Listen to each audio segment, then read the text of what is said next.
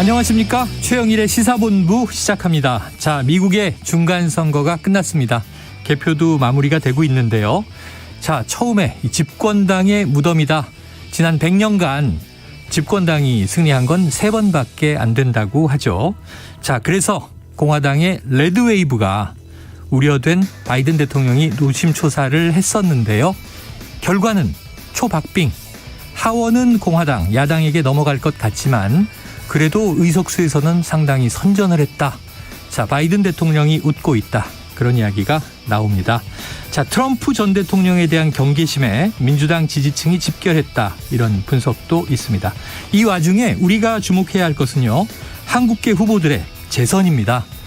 초선이라고 하는 이들의 선거 과정, 고군분투를 그린 다큐멘터리도 최근에 개봉을 했었는데요.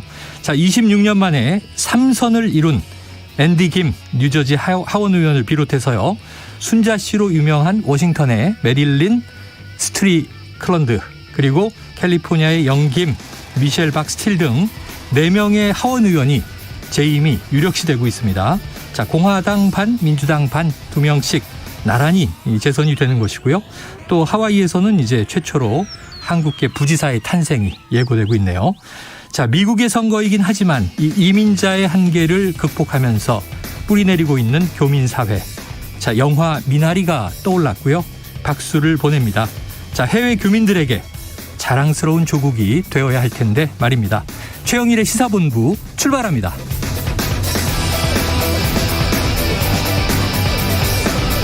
네, 1부에서는요. 오늘의 핵심 뉴스를 한입에 정리해드리는 한입뉴스 기다리고 있고요. 2부 10분 인터뷰, 미국의 중간선거, 현지에서 어떻게 분석하고 평가하는지 미주 한인 유권자 연대의 김동석 대표와 연결해서 이야기를 듣겠습니다. 이어서 각설하고 시즌2 그리고 경제본부가 준비되어 있습니다. 자, 1부 마지막에 듣는 노래가 있습니다. 디저트송 신청 기다리고 있으니까요. 오늘 듣고 싶은 노래가 있으시면 문자 샵 9730으로 자유롭게 보내주시기 바랍니다. 짧은 문자 50원, 긴 문자는 100원입니다. 자, 오늘의 디저트송 선정되신 청취자께는 치킨 쿠폰 보내드리고 있고요.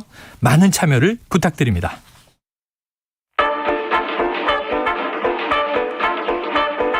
최영일의 시사본부 한입뉴스.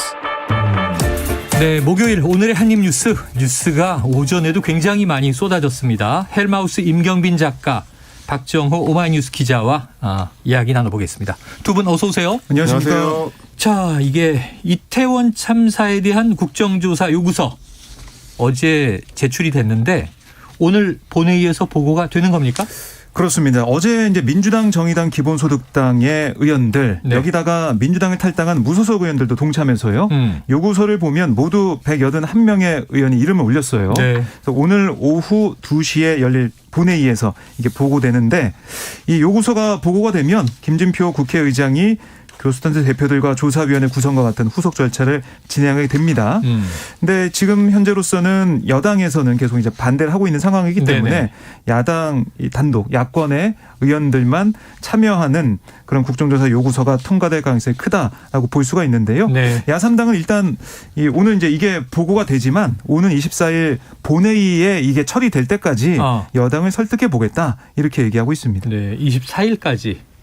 네, 그러면 24일에 본회의가 또 예정돼 있거든요.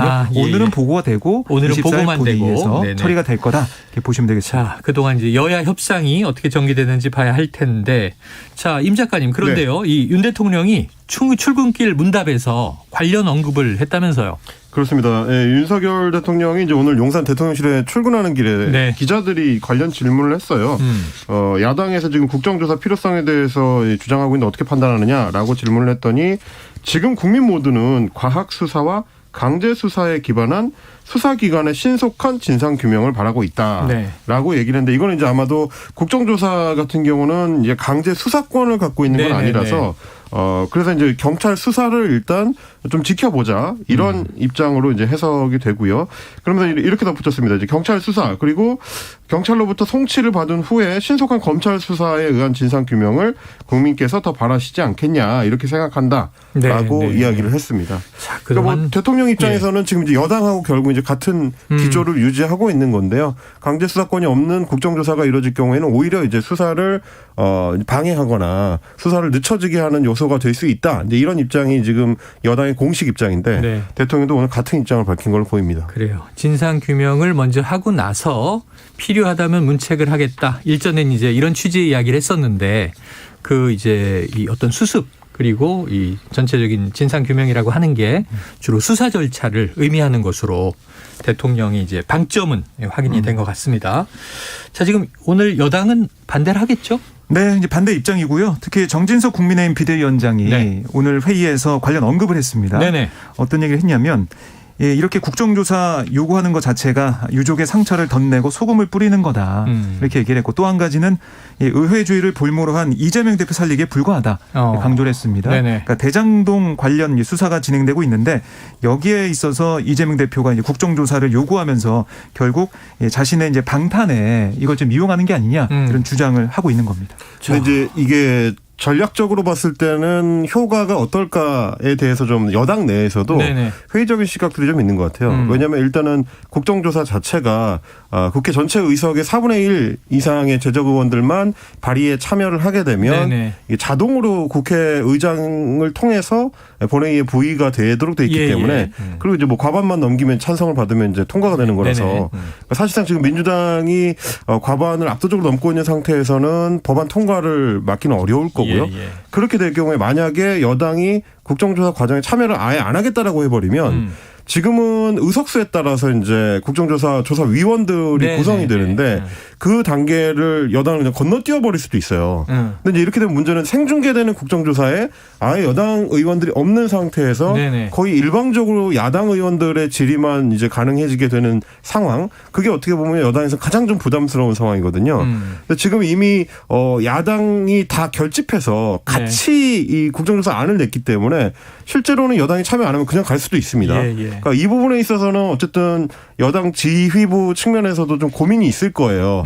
대통령실에서는 부담스러워하는데 그렇다고 놔두면 야당에서 독자적인 국정조사를 진행할 가능성이 크고 네. 그럼 어느 단계에서는 아마 이제 타협을 해야 될 텐데 아마 그걸 노리고 야당에서도 시간 좀 여유를 한 2주 정도 지금 두고 있는 거거든요. 네네. 네, 그 과정에는 중간에 타협이 이루어질 가능성도 완전히 배제하기는 좀 어려울 것 같습니다. 그래요. 자, 여당이 압박을 받아들일 것이냐. 결국 이제 이러한 대목들은 다 국민 여론에 좀 중요한 비중이 실려 있다 이런 생각이 듭니다. 앞으로 좀 일정 기간 지켜봐야 되겠고요.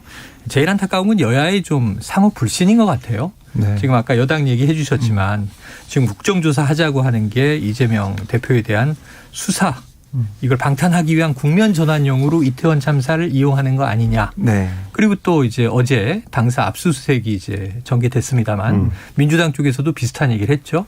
지금 이태원 참사를 국면 전환하기 위해서 당사 지금 압수수색하면서 이 수사 아무것도 없는데 쇼하는 거 아니냐 또 이런 비판을 하고요. 근데 이제 여당에서 좀 부담스러울 수밖에 없는 이제 여론조사가 어제 네. 방송 3사가 이제 다 독자 이제 여론조사를 대통령 취임 6개월을 맞이해가지고 그랬죠. 했는데 결과로 봤을 때는 상당히 좀 국민의힘 입장에서 부담스러운 결과가 나왔습니다. 대부분의 경우에 대통령 지지율이 30%를 전후한 쪽에 좀 갇혀 있는 양상이 일단 나타났고 특히 이제 이태원 참사에 대해서도 정부 책임에 굉장히 좀 무게를 두고 있는 여론이 나타났고요. 네. 또 하나는 책임자 처벌에 대해서도 굉장히 압도적인 다수의 여론이 책임자 처벌이나 뭐 문책 쪽에 이제 무게를 실는 여론조사 결과가 나왔기 때문에 여론 상황은 여당에 불리하고 이제 국민들이 이제 진실규명을 요구하는 목소리가 상당히 높은 상황이기 때문에 경찰이 지금 셀프 수사하는 것만으로 만족할 수 있겠느냐 이제 이런 측면에서는 좀 부담스러운 측면이 있죠. 그래요. 자, 대통령도 일단 국민은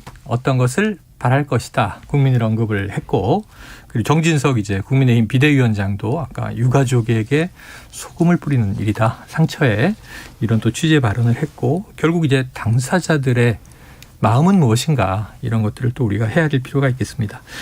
자, 그런데요. 자, 어제 저희가 전해드린 내용인데, 자, 윤석열 대통령 이제 아세안 정상회의 그리고 이어서 G20 정상회의 지금 해외 순방이 예정돼 있습니다.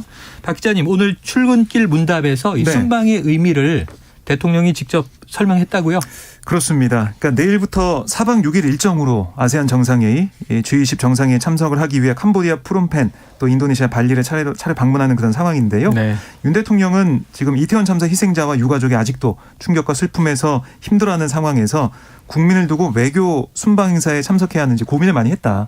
하지만 워낙 우리 국민들의 경제 통상 활동과 이익이 걸린 중요 행사라 힘들지만 순방에 가기로 결정했다라고 설명을 네네. 했습니다.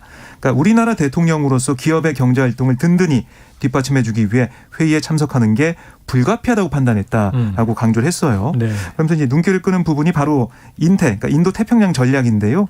많은 나라가 인태 전략을 발표하고 있는데 저도 자유와 평화, 번영에 기초한 인태 원칙을 발표할 거다.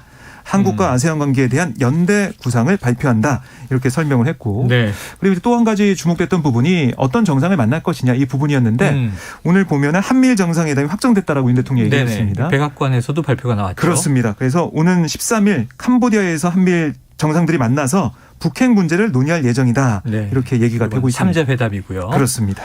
그래요. 알겠습니다. 이게 뭐 일단 내일 순방이 시작이 되니까 네. 매일매일 이제 이 대통령 해외 순방 일정, 행사 또 나온 이야기들에 대한 보도가 이어질 것 같고요. 그런데 이게 좀 저는 엉뚱한 또 불똥이 하나 튀었다 생각이 되는 게 대통령 전용기에 MBC 취재진의 탑승은 불허한다. 이게 논란인데 임 작가님 이게 어떻게 된 내용이에요? 어제 저녁에 이제 좀 갑작스럽게 알려진 네네. 얘기인데요. 원래는 이제 대통령 순방이 사실은 이미 계획이 돼서 네. 준비가 사실상 거의 이제 끝나가는 네네네. 시점이거든요. 내일 이제 출발하는 거잖아요. 그렇습니다. 그래서 어제 뭐 국회 운영위원회 국정감사 같은 경우도 김은혜 홍보수석이 이제 출석을 못한 게 이 뭐 순방 준비를 위한 것이다라고 이제 네네. 대통령실에서 밝히기도 했었는데 그래서 이제 출발을 내일 하는데 어저께 밤에 갑자기 이제 MBC 그 취재 기자 쪽에 연락이 왔다는 거예요. 대통령실에서.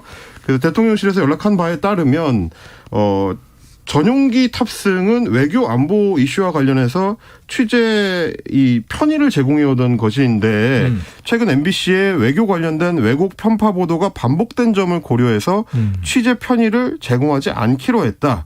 그래서 대통령 전용기에는 MBC 출입 기자들이 탑승할 수 없다. 네네. 이런 통보를 해온 겁니다. 어허. 그러면서 이제 대통령실 측에서는 이번 탑승 불허 조치는 지금까지 왜곡 편파 방송을 방지하기 위한 불가피한 조치다. 네네. 이렇게 지금 입장을 내놨고요. 여기에 대해서 MBC는 당연히 이제 강력하게 반발하면서 이런 조치는 이제 언론 취재를 명백하게 제약하는 행위다.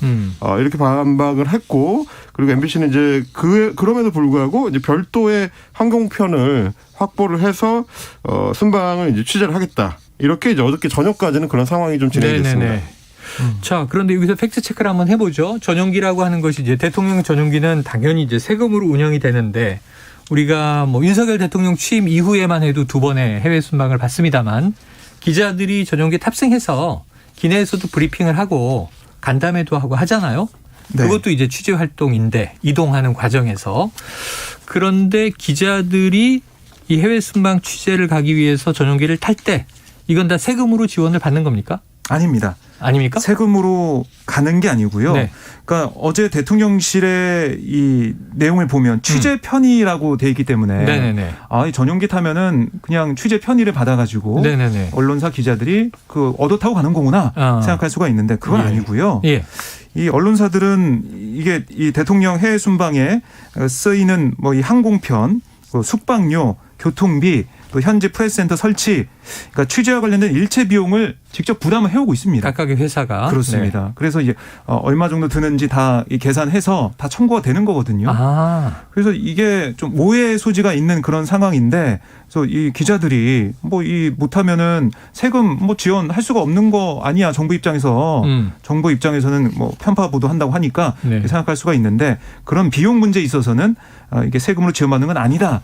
이렇게 확실히 그러면 얘기할 수가 전용기를 있겠습니다. 타고 각 기자당 사실상 이제 탑승 요금을 그렇습니다. 정부에 낸다. 네. 항공료를 그래요. 내는 거죠. 부담하는 것이다. 별도로 다 내고요. 예, 예, 뭐 예. 박정 기자님 정리해 주신 것처럼 별도로 다 내고 그리고 심지어 이 대통령 전용기라는 거는 일종의 전세기이기 때문에 그렇죠. 뭐 전세 버스가 일반 버스보다 비싸듯이 네네. 항공 비용상으로 따지면 오히려 더 비싸다고 합니다.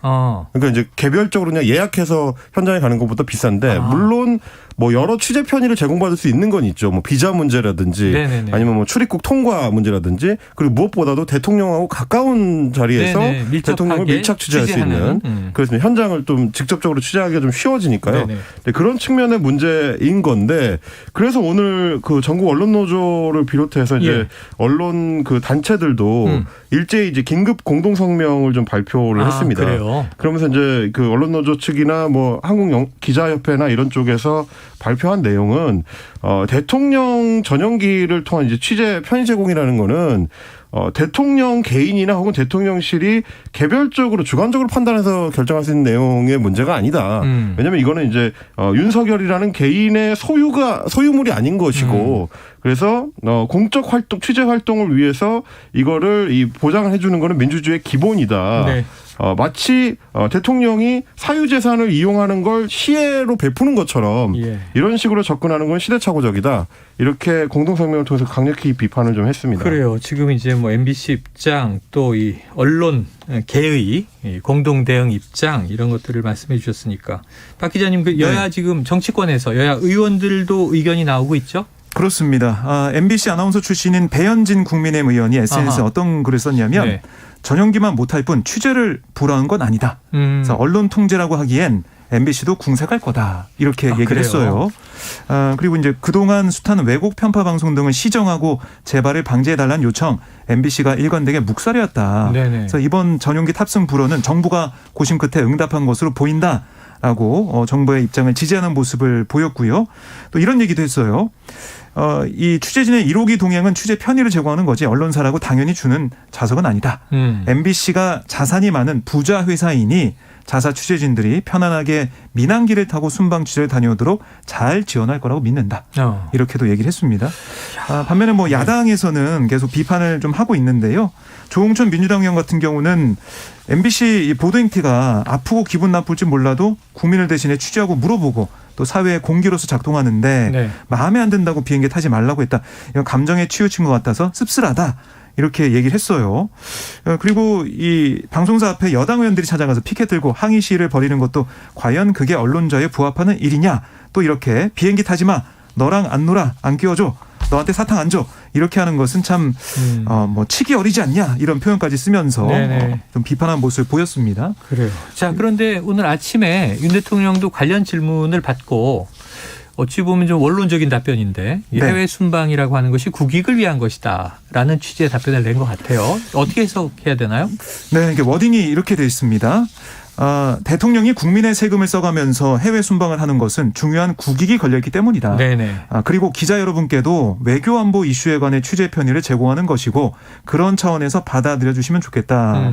이렇게 뭐 전체적인 얘기를 했는데 이 말만 좀 들으면은 국민의 세금 얘기가 나오다 보니까 또 세금으로 가는 마치. 건데 네네네. 왜 이걸 뭐 세금으로 가는 거기 때문에 그래요. 어쩔 수 없는 부분이 있다 이렇게 얘기하는 걸로 좀 읽히고 또 하나는 외교안보 이슈가 국익이 계속 걸려 있다라고 얘기하는 걸 보면 네. 결국에는 지난번 뉴욕에서 있었던 네네. 이 XX 발언 그걸 MBC가 맨 처음에 보도할 때 자막을 이 XX 또 이제 바이든 자막까지 가로 열고 쓰면서 미국 가로 닫고 등 그렇습니다. 이걸 이제 자막 조작이라고 이제 정부 여당에서는 얘기하고 있었죠. 네, 그래서 거기서부터 좀 이어져 온 그러니까 MBC를 향한 비판이 네. 여권도 그렇고 대통령실 내부도 그렇고 윤 대통령도 거기에 대한 지적을 하고 있는 게 아니냐 이런 해석이 나오고 있습니다. 자, 이 세 번째 해외 순방은 출발하기 전에 지금 MBC와의 이게 갈등 그리고 이제 확대하면 언론계와의 갈등으로 시작이 되는 것 같은데 어떻게 이제 이 파장이 갈까요? 이번 조치가 사실 첫 번째는 이제 대통령이나 혹은 대통령실 뭐 정부 입장에서는 뭐 기분 나쁘던 거를 이제 복수해줬다. 네. 뭐 이런 차원의 접근이라면은 어느 정도 효과가 있을지 모르겠지만 이게 실효성 측면에서 보면은 이게 과연 대통령실에서 할 법한 일인가 싶은 측면이 있어요. 네네. 지금 이제 박정희 대표님 정리해 주신 것처럼 MBC 입장에서는 대통령 전용기로 가지 못하면 좀 불편할 수는 있지만 취재는 어차피 하기 위해서 가거든요. 네. 비용이나 이런 걸 들여서 가면 되는 거고, 또 하나는 지금 이제 대통령실 출입기자단에서 오늘 오전에 이 사안과 관련해 가지고 지금 의견을 좀 모으고 있는 걸로 알고 있습니다. 그런데 이제 투표를 해보니까 대통령실에 대해서 이제 출입기자단이 이제 공동 대응을 하는 쪽으로 지금 의견이 모이고 있고, 그리고 의견이 모이는 방향이 보니까 아예 이제 보이콧을 하고 공동 성명을 발표하는 쪽으로 또 의견이 모이고 있다. 타사의 순방 취재 기자들도 그렇습니다. 이제 이게 굉장히 좀 이렇게 투표한 양상을 이렇게 슬쩍 보니까 네. 압도적으로 다수가 그런 쪽에 이제 그래요. 의견을 표명하는 것 같더라고요. 보이콧한다. 그렇다는 얘기는 결국 이제 대통령실 기자단이 봤을 때 다수의 언론사들이 봤을 때는 이건 좀 부당한 조치다. 네. 이렇게 지금 판단을 한다는 얘기고, 그러면 아무래도 대통령실 입장에서는 MBC만 왕따시킬 수 있는 그런 상황은 아니라는 거거든요. 근데 그거에 대해서 조금 더 생각해 볼 필요가 있는 거고, 또 하나는 어제 지금 문자 메시지를 통해서 이런 입장을 MBC한테 네네. 전달하는 대통령실 내부의 언론관, 이런 걸 좀 고민해 볼 필요가 있어요. 좀 잘 보시면 국익을 위한다라는 얘기가 있고, MBC의 자막이라든지 이런 걸 통한 왜곡 이런 얘기가 있는 와중에 뭐가 들어있냐면 대역을 쓰고도 자막 표시를 안 했다라는 내용이 나와요. 그건 또 별건으로 있었죠. 근데 그거는 사실 대통령의 외교 활동이랑 아무 상관이 없는 김건희 여사의 논문 관련? 조작 의혹에 대한 PD수첩 보도 때 네네. 있었던 그 대역 논란이거든요. 네. 그러니까 사실 이거는 지금 대통령실의 입장에서도 약간 옹색해요. 이게 왜 김건희 씨 개인의 문제, 김건희 여사 개인의 문제를 만약에 문제 제기를 하려면 언론중재위원회라든지 민사소송을 통해서라든지 별도로 조치를 취하면 되는데, 대통령실이 공식 입장을 할 때 이걸 이유로 넣는다. 네네. 이게 과연 납득이 가능하겠냐. 그리고 이제 결국은 그런 식으로 뭔가 마음에 안 드는 보도가 있을 때 네네. 그거에 대해서 이렇게 공식적인 불이익을 주는 방식으로 언론을 대하는 것이 맞느냐. 여러 가지 측면에서 좀 고민이 되는 지점입니다. 이런 대목들도 지금 우리 유튜브로 보고 계시는 동접자들이 상당한 좀 토론이 있을 것 같다는 생각이 들고요. 아마 지금 들으시는 청취자분, 국민들 입장이 상당히 좀 여러 갈래로 파생될 것 같은데 한번 지켜보도록 하죠. 일단은 순방 출발은 내일입니다. 아마 오늘이라도 언론사 간 공동 대응을 확정한다면 아마 속보로 또 나오게 될 것 같습니다. 지금 12시 42분이 됐네요. 자, 점심시간 교통 상황을 알아보고 이어가도록 하겠습니다. 교통정보센터의 이현 리포터 나와주세요. 네, 교통량은 많이 줄었는데요. 사고가 많이 나고 있습니다. 중부고속도로 대전 방향 남이 분기점 부근에 사고가 있고요.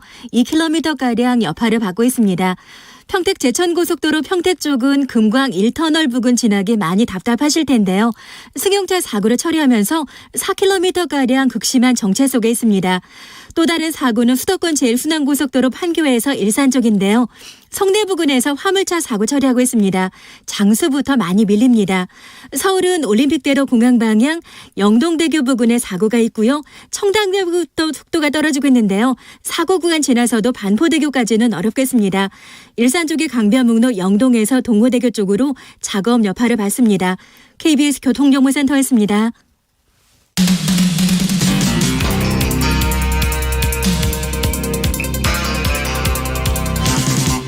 최영일의 시사본부.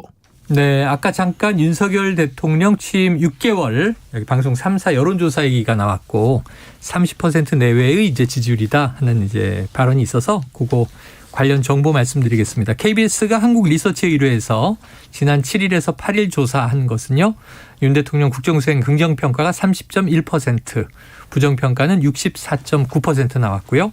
MBC가 코리아 리서치에 의뢰해서 지난 7일과 8일 조사한 것은 긍정평가가 33.4%, 부정평가가 59.7%입니다. SBS가 넥스트 리서치에 의뢰해서 지난 7일, 8일 조사한 내용은 긍정평가가 28.7%, 부정평가가 63.5%였습니다. 자세한 내용은 중앙선거여론조사 심의위원회 홈페이지를 참조하시면 됩니다. 자, 박 기자님, 네. 또 다음 이슈. 자, 검찰이 정진상 민주당 대표실 정무조정실장에게 출석을 요구했어요. 어떤 혐의입니까? 네, 이게 이제 뇌물을 수수한 혐의를 이제 받고 있는 거고요. 네네. 정 실장이 어제 국회에서도 그렇고 또 여의도 민주당사도 그렇고 압수수색이 있었습니다. 네. 그래서 정 실장 관련된 자료를 검찰이 확보했다. 또 자택에 있어서도 CCTV나 이런 것들을 자료를 확보하는 그런 상황이에요. 정 실장은 부패방지법 위반과 특가법상 뇌물 혐의 등을 받고 있는데 2013년부터 2020년까지 유동규 전 성남도시개발공사 기획본부장 등 대장동 일당으로부터 1억 4천만 원의 뒷돈을 받았다. 네. 이게 지금 현재까지 검찰의 판단이고요. 검찰은 이제 당시 성남시 정책비서관과 경기도 정책실장을 지냈던 정 실장이 본인 직무와 관련해서 이 대장동 민간업자들에게 개발 관련 정보나 특혜를 주고 그 대가로 금품을 받았다 이렇게 보고 있는 거고 네. 또 지금 언론을 통해서 계속 이제 보도가 되는 부분이 이런 워딩까지 보도가 됐습니다. 이 김만배 씨가 정 실장에게 너네 지분이 30%가 되니까 필요할 때 써라. 잘 보관하고 있을게라는 취지로 말하면서 김만배 씨가 대장동 개발 사업에서 거둔 수익 중 절반, 그러니까 24.5% 700억을 정 실장과 유동규 전 본부장 또 김용 민주연구원 부원장의 숨겨진 몫이라고 얘기를 했다는 거예요. 네네네. 그랬더니 정 실장이 뭐 저수지에 넣어둔 거죠라는 취지로 대답을 했다는 그 진술 검찰이 확보했다는 언론 보도가 지금 나오고 있는 상황이에요. 네. 그리고 지금 법조계 얘기를 들어보니까 검찰이 이 어제 압수수색 영장을 청구해서 받아냈잖아요. 네. 그러면서 체포영장도 같이 청구했다고 합니다. 그런데 체포영장은 기각이 됐다. 이렇게 알려지고 있는데 그래요? 결국 김용 부원장 때 체포영장으로 체포를 하고 압수수색했던 것처럼 똑같이 네네. 프로세스를 진행했는데 체포영장이 기각이 됐다. 뭐 이거는 결국 정 실장이 검찰에 출석해서 조사를 받겠다라는 의지를 표명했기 때문에 네. 이게 반영된 게 아니냐 이런 얘기가 나오고 있습니다. 자, 임 작가님, 네. 정진상 실장은 입장문을 냈다고 하는데 어떤 네. 내용이 담겨 있습니까? 김용 부원장이 이제 입장을 냈을 때도 이 단어가 등장을 했었는데요. 이 오늘 정진상 실장도 비슷하게 3인 성호라는 이제 사자성어를 인용을 했습니다. 그러니까 이제 뭐 3명이 모여서 말을 맞추면 호랑이도 만들어낼 수 있다. 이제 이런 없는 뜻인데. 호랑이도 생긴다. 그렇습니다. 뭐 이번에 이제 정진상 실장 측에서 이제 주장하는 거는 전혀 부정한 돈을 받은 사실이 없기 때문에 이거는 유동규 전 본부장을 비롯해서 이 소위 말하는 이제 대장동 일당들이 이제 말을 맞춰서 없는 죄를 만들어내는 것이다. 이제 이런 네. 식의 지금 주장을 하고 있습니다. 그러면서 민주당사는 본인이 한 번도 들어가서 근무한 적이 없는데 왜 압수수색을 하는지 의문이다. 결국 수사상 이익이 없는 행위를 강행하는 까닭은 정치적 이익이 있기 때문이다라는 의심을 갖고 있다. 이런 입장을 좀 밝혔습니다. 네. 민주당에서도 이제 어제 당사에 대한 압수수색이 종료된 이후에 안호영 대변인이 이제 브리핑을 해서 컴퓨터에 들어있었던 대장동과 관련된 언론 기사 8건을 검색한 인터넷 접속 기록, 그리고 이제 찢어진 메모용지, 파쇄된 종이 한 묶음, 이게 이제 검찰이 가져간 압수수색 확보 물품의 이제 전부라고 하면서 이 정도를 얻기 위해서 압수수색을 강행한다는 거는 이제 납득하기가 어렵다. 네. 민주당에서는 이런 입장이고요. 그런데도 불구하고 지난번처럼 민주당이 이제 당사 압수수색을 막아서지 않은 거, 그러니까 협조를 어쨌든 해준 거에 대해서는 여러 해석들이 나오는데 아마도 지난번에 이제 김용 부원장 같은 경우는 압수수색을 민주당이 막아버렸기 때문에 그 뒤에 이제 구속영장을 청구할 때 검찰이 그 사안 압수수색에 협조하지 않았다. 증거인멸의 우려가 있다. 이 사안을 넣었던 게 당시 구속에도 어느 정도 영향을 미쳤던 걸로 내부적으로는 이제 판단을 하고 제한적으로 압수수색에 협조하는 방식을 취한 게 아니냐. 이제 이런 분석들이 있는 것 같습니다. 알겠습니다. 자, 다음 이슈로 가보죠. 자, 김은혜 대통령실 홍보수석. 자, 국정감사 도중에 이 웃기고 있네. 이 메모를 써서 논란이 컸었고 또 사과도 했고 퇴장을 당했죠. 그런데 박 기자님, 네. 윤 대통령이 이 사안에 대해서 언급을 했어요? 그렇습니다. 여기에 대해서 기자의 질문이 있었어요. 이 사안에 대해서. 네. 그랬더니 윤 대통령은 국회 출석 이 정부 그 국회 출석한 정부 위원들 관련해서 많은 일이 있지 않았냐. 종합적으로 이해해 달라 이렇게 얘기를 했습니다. 네네. 이 정도로 이제 말을 마쳤는데 결국 뭐 민주당이 파면을 요구하고 있는 김수석에 대한 특별한 문책 조치가 이루어지지 않을 것 같다 이런 관측이 나오고 있는 거고요. 네네. 국회 출석한 정부 의원들 관련해 많은 일이 있었다 이런 얘기는 아마 이제 과거에 있었던 그런 일들을 네네. 다 이제 거론을 하면서 이제 떠올리면서 이 국회에서 있었던 이런 해프닝 때 이런 상황에 있어서 오히려 대통령실에 있는 이 수석들이 퇴장한 뭐 전례는 없는데 이런 일이 있었던 것은 지적할 만한 게 아니냐 이렇게도 해석이 될 수 있는 것 같아요. 네네. 그러니까 왜냐하면은 여당 내에서 주호영 국민의 원내대표 당시 이제 국회 운영위원장으로 사회를 봤는데 주 위원장이 김은혜, 강승규 두 수석을 퇴장 조치한 거 너무한 거 아니냐. 왜냐하면 사과까지 했는데 네네. 그건 너무하다는 얘기가 좀 나왔었거든요. 또 윤 대통령이 이 관련해서 주호영 위원장의 이런 사회 본 것에 대해서 좀 불만을 친윤계 의원들에게 표명했다. 이런 언론 보도도 일부에서 나왔어요. 아, 여당에 대해서 오히려 대통령이 그렇습니다. 불만을 표현했다. 네. 그러니까 예전에 이게 자유한국당 시절에 나경원 원내대표가 정의용 실장한테 질의할 때 나경원 그때 원내대표가 우기지 말라라고 정의용 실장한테 얘기하는 그 부분에 네네. 대해서 강기정 그때 수석이 뭐 자리에 일어나서 책자를 흔들면서 고성을 질렀던 그런 일이 있었는데 네네. 그때 민주당 이인영 원내대표 운영위원장으로서 강 수석을 퇴장시키지 않았거든요. 이런 사례까지 좀 언급이 되는 상황에서 윤 대통령도 이거 좀 너무 나간 좋지 않느냐 이런 또 인식이 있는 게 아니냐 네네. 지적이 나오고 있습니다. 그래요.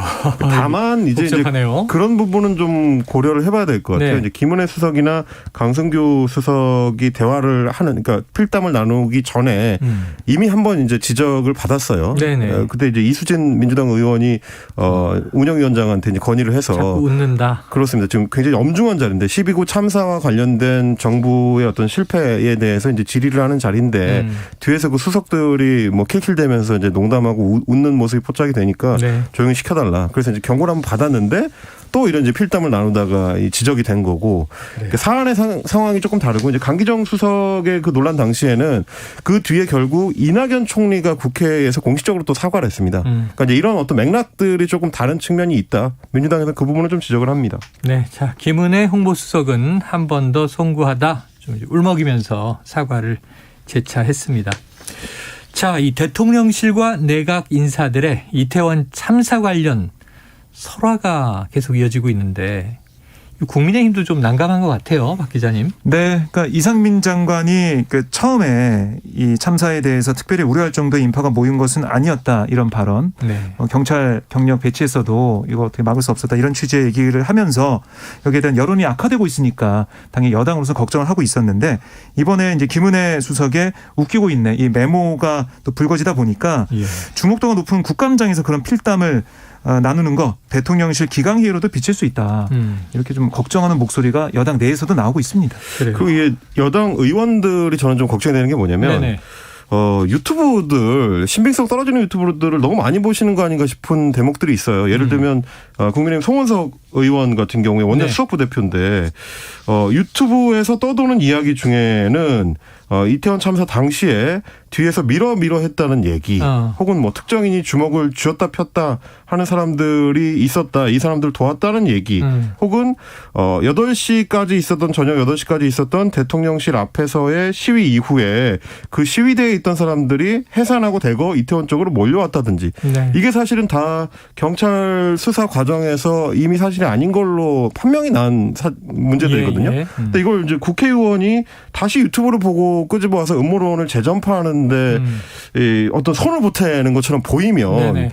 지켜보는 국민들 입장에서는 좀 답답할 수밖에 없는 노릇이라서 신빙성 있는 자료를 확보하고 말씀을 하시는 게 더 좋지 않을까 그런 생각입니다. 알겠습니다. 자, 헬로윈 축제 위험 분석 보고서를 삭제 지시한 혐의로 용산경찰서의 정보과장, 정보과 간부들은 대기 발령 받았다고 하고요. 또 어제 다뤘던 문제인데 문 전 대통령 풍산계 양육 문제 관련해서 문 전 대통령이 입장을 밝힌 것이 있는데 이건 다음에 시간이 되면 다뤄보도록 하겠습니다. 자, 미국 중간선거가 지금 이제 뜨겁게 개표 마무리를 향해서 가고 있는데요. 민주당이 예상을 뒤엎고 선전했다. 이건 2부 첫 번째 10분 인터뷰에서 저희가 미국 현지를 직접 전화 연결해서 자세하게 들어보도록 하겠습니다. 자, 한입뉴스는 오늘 여기서 정리하겠습니다. 헬마우스 임경빈 작가, 박정호 오마이뉴스 기자 오늘 수고하셨습니다. 고맙습니다. 자, 오늘의 디저트송은요. 청취자 0466님께서 신청하셨습니다. 와, 오랜만에 듣겠는데요. 이 브루스 스프링스틴의 스트리트 오브 필라델피아. 자, 아마 이게 미국 선거 관련해서 선곡해 주셨나 싶은데요. 노래 듣고 저는 2부로 돌아옵니다.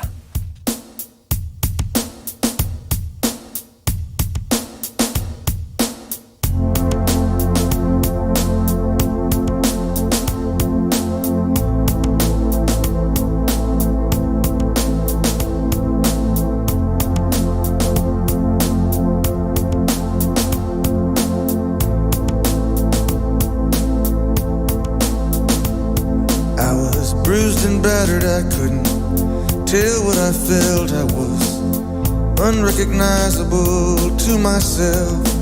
I saw my reflection in a window and didn't know my own face. Oh brother, are you gonna leave me wasting away on the streets of Philadelphia?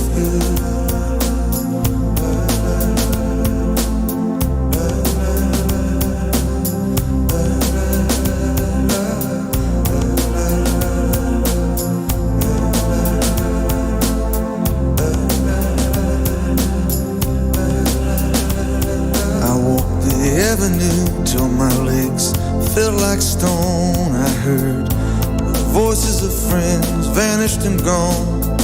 At night I could hear the blood.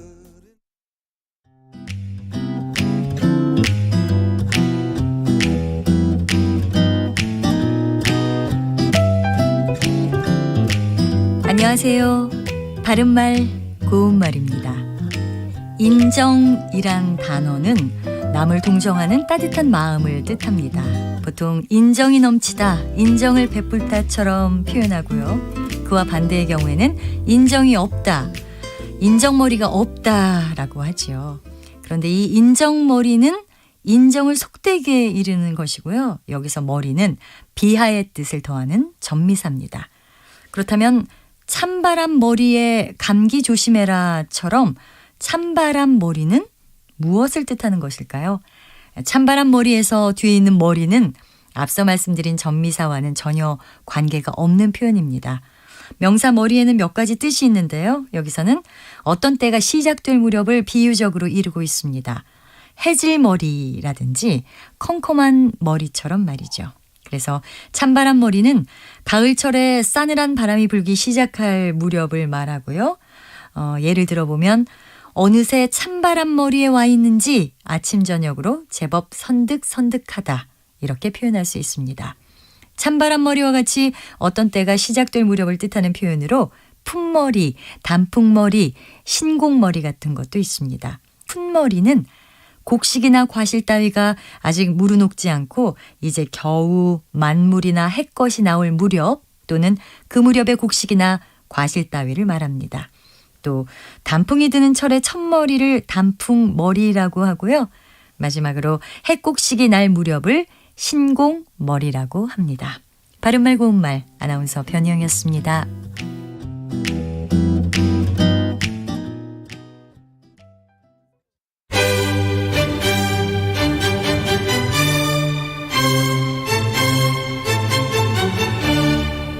여유로운 저녁 시간 고품격 시사토론과 함께하세요.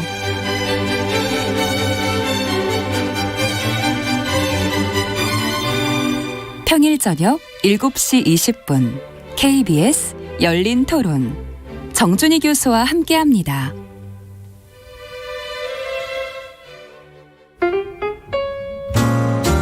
천고마비의 계절 시사평론가 김성환과 함께 여러분의 지식도 살찌우세요.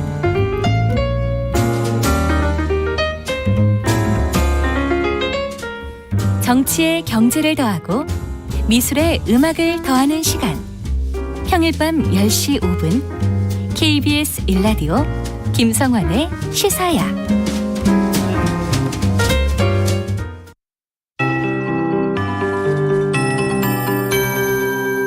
KBS 58분 날씨. 남풍이 지속적으로 이웃되면서 모레까지 기온은 평년보다 높아 온화하겠습니다. 낮 기온이 20도 안팎까지 오르는데 일교차가 크니까 이 점은 주의해 주시기 바랍니다. 남풍이 비구름대 형성에 영향을 미쳐서 제주에는 내일까지 5에서 20mm의 비가 내리겠고요. 또 주말 휴일 이틀 동안에는 제주에 5에서 40mm, 경기 북부, 영서 북부, 제주에는 20에서 60mm 정도의 비가 내리겠습니다. 일부 지역은 천둥, 번개, 돌풍 동반하는 곳이 있겠습니다. 그 밖에 전국으로는 5에서 40mm의 비가 내리겠는데 이 비가 그친 뒤 다음 주 초반부터는 추워지겠습니다. 오늘 전국에 구름이 많이 끼겠고 제주에는 비가 내리겠습니다. 낮 기온은 서울 19도, 강릉, 대전 20도, 전주 21도 등 전국적으로 17도에서 22도 분포를 예상하고 있습니다. 내일은 점차 흐려지겠고요. 아침 최저 기온이 서울 11도 등 6도에서 15도, 낮 기온은 서울 21도를 포함해서 18도에서 22도 분포를 보이겠습니다. 현재 동해안에는 건조특보가 내려져 있습니다. 그리고 서해 앞바다에는 오늘 안개가 오전 동안에는 짙겠습니다. 지금 서울의 기온은 16.9도입니다. 강혜종입니다.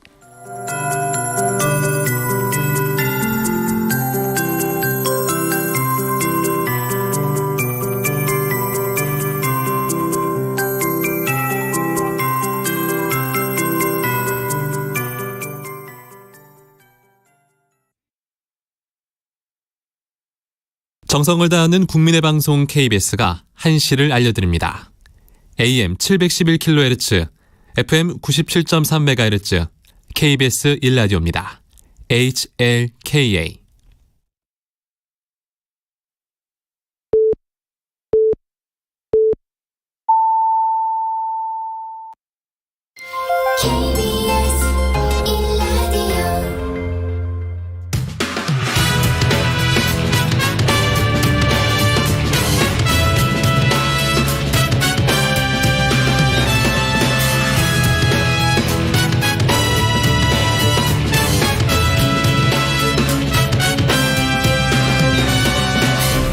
KBS 1라디오 최영일의 시사본부.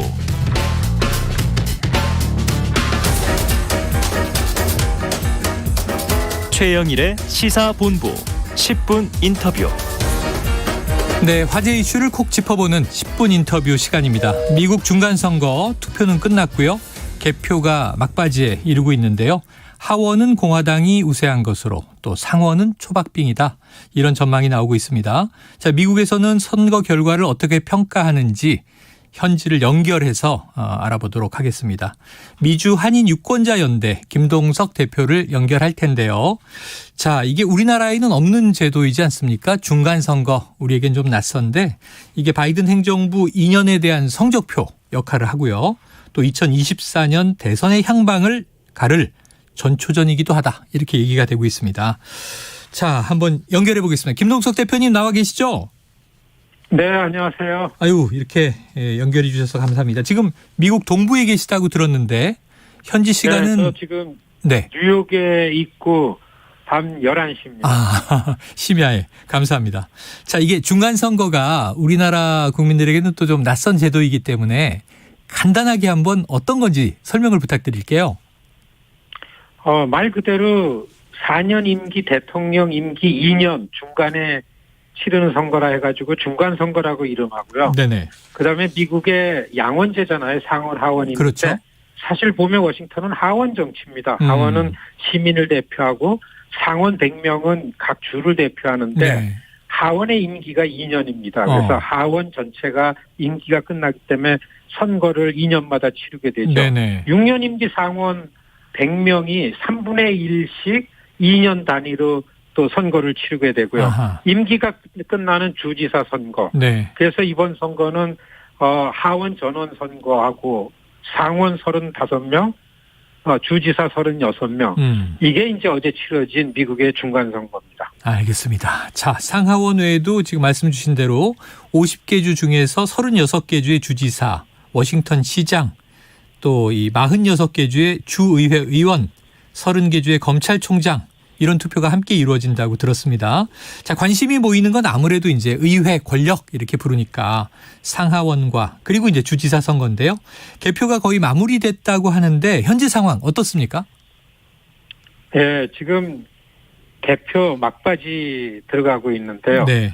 435, 이제 하원부터 보면은 네. 435명 하원 중에서 지금 한 40명 정도 됐고, 네. 나머지 한 400명 놓고서 공화당이 207명 내지 208명을 확보했고, 예. 민주당이 189, 190명 확보해가지고, 네. 지금으로서 추세로 보면은 이 개표가 완료되면은 지금 주요 매체에서는 이전에 2년 동안 공화당이 212석이고 네. 민주당이 223석, 10석 차이로 민주당이 다수당이었었는데 네네. 이런 추세를 보면은 개표가 끝나면은 2년 동안 새 해기는 공화당이 한 14석을 더 추가해서 225석이고 민주당이 210석. 하원이 이제 1억 결론을 가지고서 앞으로 2년 공화당이 한 13 내지 15석 많은 걸로 다수당이 될 거로 보고요. 네. 문제는 지금 이제 상원에 있습니다. 네네네. 상원도 거의 개표가 끝나가는데 지금 두 곳을 확정되지 않은 두 곳을 놔두고 있는데 네바다와 조지아입니다. 네네. 그리고 49대 49 동수입니다.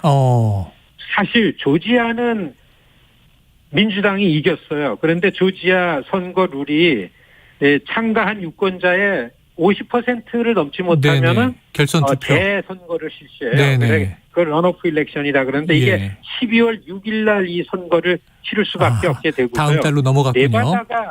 네바다가 한 하루 정도 더 걸려야 개표가 될 것 같은데 이 두 개를 놓고서 지금 49명 대 49명 과연 현행을 유지하려면은 네바다를 민주당이 진다 하더라도 조지아 한 달 후의 선거에서 민주당이 이겨야 되죠. 현행을 유지해야 되고 그렇지 않고 조지아 공화당이 두 개 다 이기면은 공화당이 51명이 되고 민주당이 49명 되고 아주 초미의 관심이 집중되고 있습니다. 정말 초박빙이라는 말이 틀리지 않는군요. 그런데 다음 달이 돼야 이제 조지아주가 민주당이냐 공화당이냐 확정되면서 이게 50대 50 동수냐 뭐 혹은 뭐 51대 49냐 이게 알려질 것 같습니다. 자, 그런데요. 이번 그 중간 선거 사실은 뭐 집권당의 무덤이다. 역대 선거에서 집권당이 유리했던 적이 거의 없다. 그리고 또 이제 바이든 대통령의 지지율이 썩 좋지 않았기 때문에 어려운 선거다. 민주당 입장에서는 이런 얘기가 많았는데 이번 선거가 지금 이 개표 마무리되면서 현재 언론의 평가는 좀 어떻게 나오고 있습니까? 민주당이 바이든 정부 민주당이 크게 이긴 분위기로 됐습니다. 개표 결과가. 네네. 왜냐하면은 초선 대통령의 첫 중간 선거는 그야말로 말 그대로 다 현직 정부 대통령의 무덤입니다. 이게 클린턴 때 첫 선거 94년에 54석을 잃었어요. 오바마 때 첫 선거인 2010년 티파리 생각나실 거예요. 네네. 63석을 잃었습니다. 티파티. 트럼프 2018년도 때에 40석을 잃었죠. 그런데 이번에는 이렇게 지는 거는 이 바이든이 굉장히 크게 이겼다. 이렇게 평가되는 게 맞고요. 선전한 것이다. 사실 지금 이 선거 평가는 제일 중요한 거는 뉴스거리는 트럼프 별거 아니구나.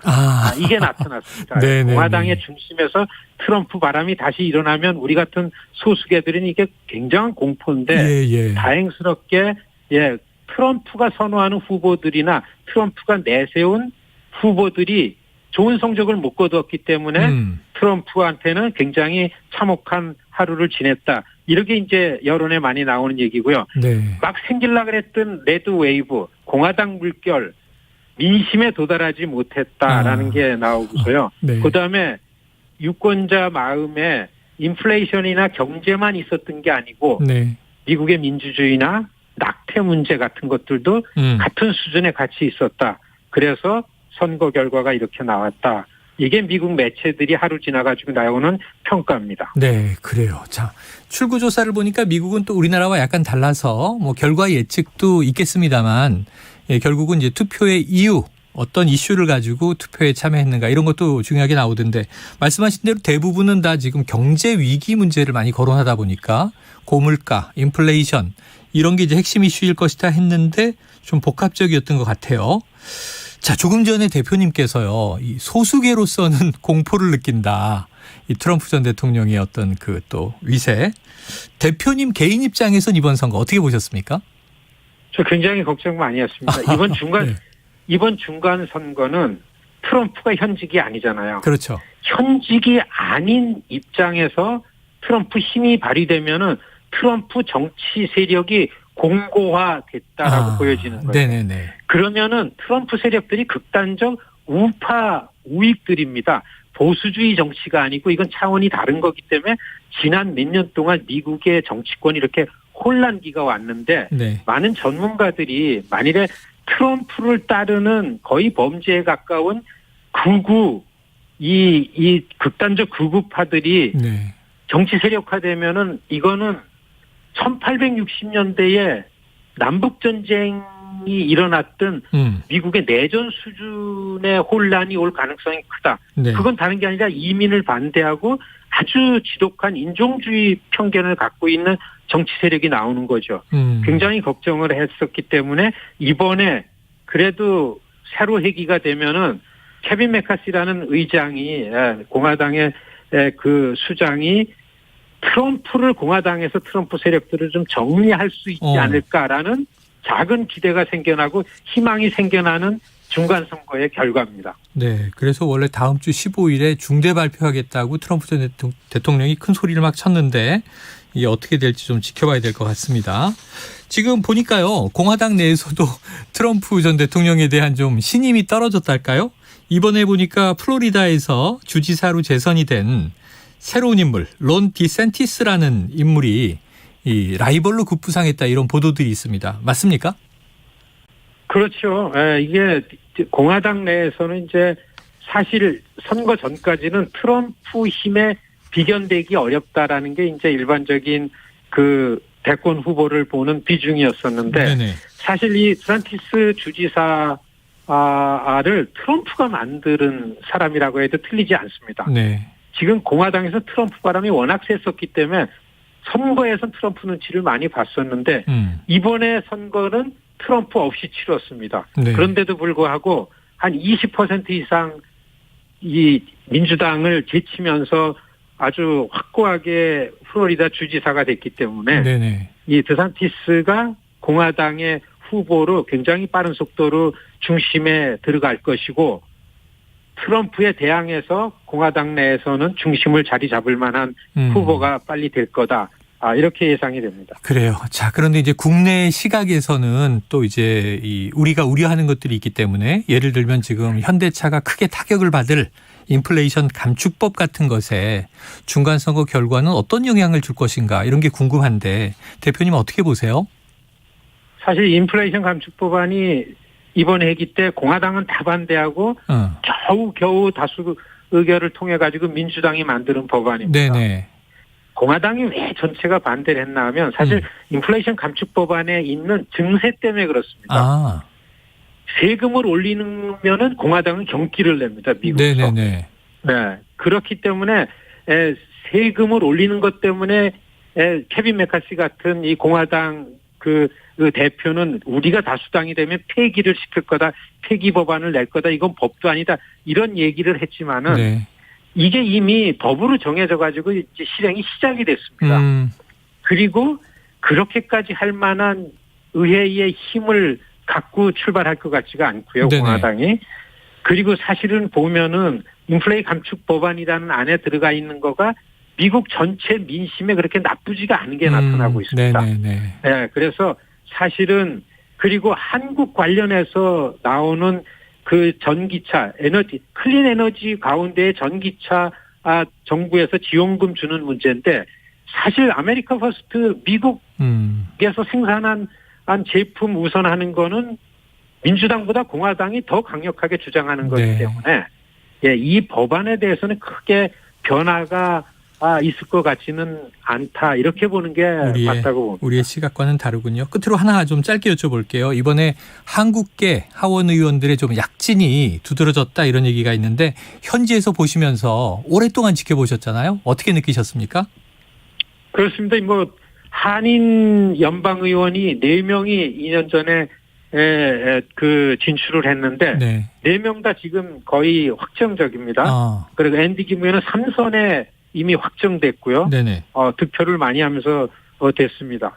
그렇기 때문에 이제 재선이 되면 현직 프리미엄이 생겨가지고 200만 이상 미국에 사는 한인들 중에서 연방 의원이 4명이 됐다라는 거는 미국에 있는 한인들 정치 세력화 이제 본격적으로 해나갈 수 있고 한미 관계에 있어서도 큰 역할을 할 수 있다. 그렇게 기대해도 되겠다. 이런 말씀을 드립니다. 네, 저 하와이 주지사 민주당 후보의 러닝메이트 부지사가 또 한국계로 알려졌는데 확정됐나요?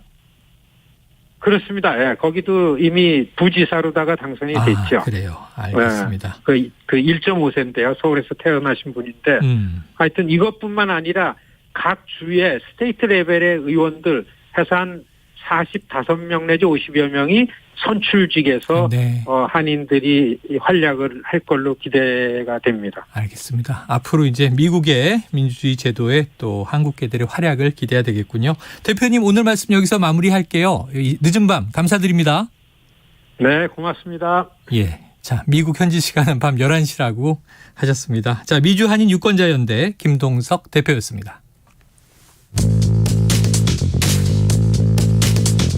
최영일의 시사본부는 여러분과 함께합니다. 짧은 문자 50원, 긴 문자 100원이 드는 샵 9730. 라디오 어플 콩과 유튜브는 무료로 참여하실 수 있습니다.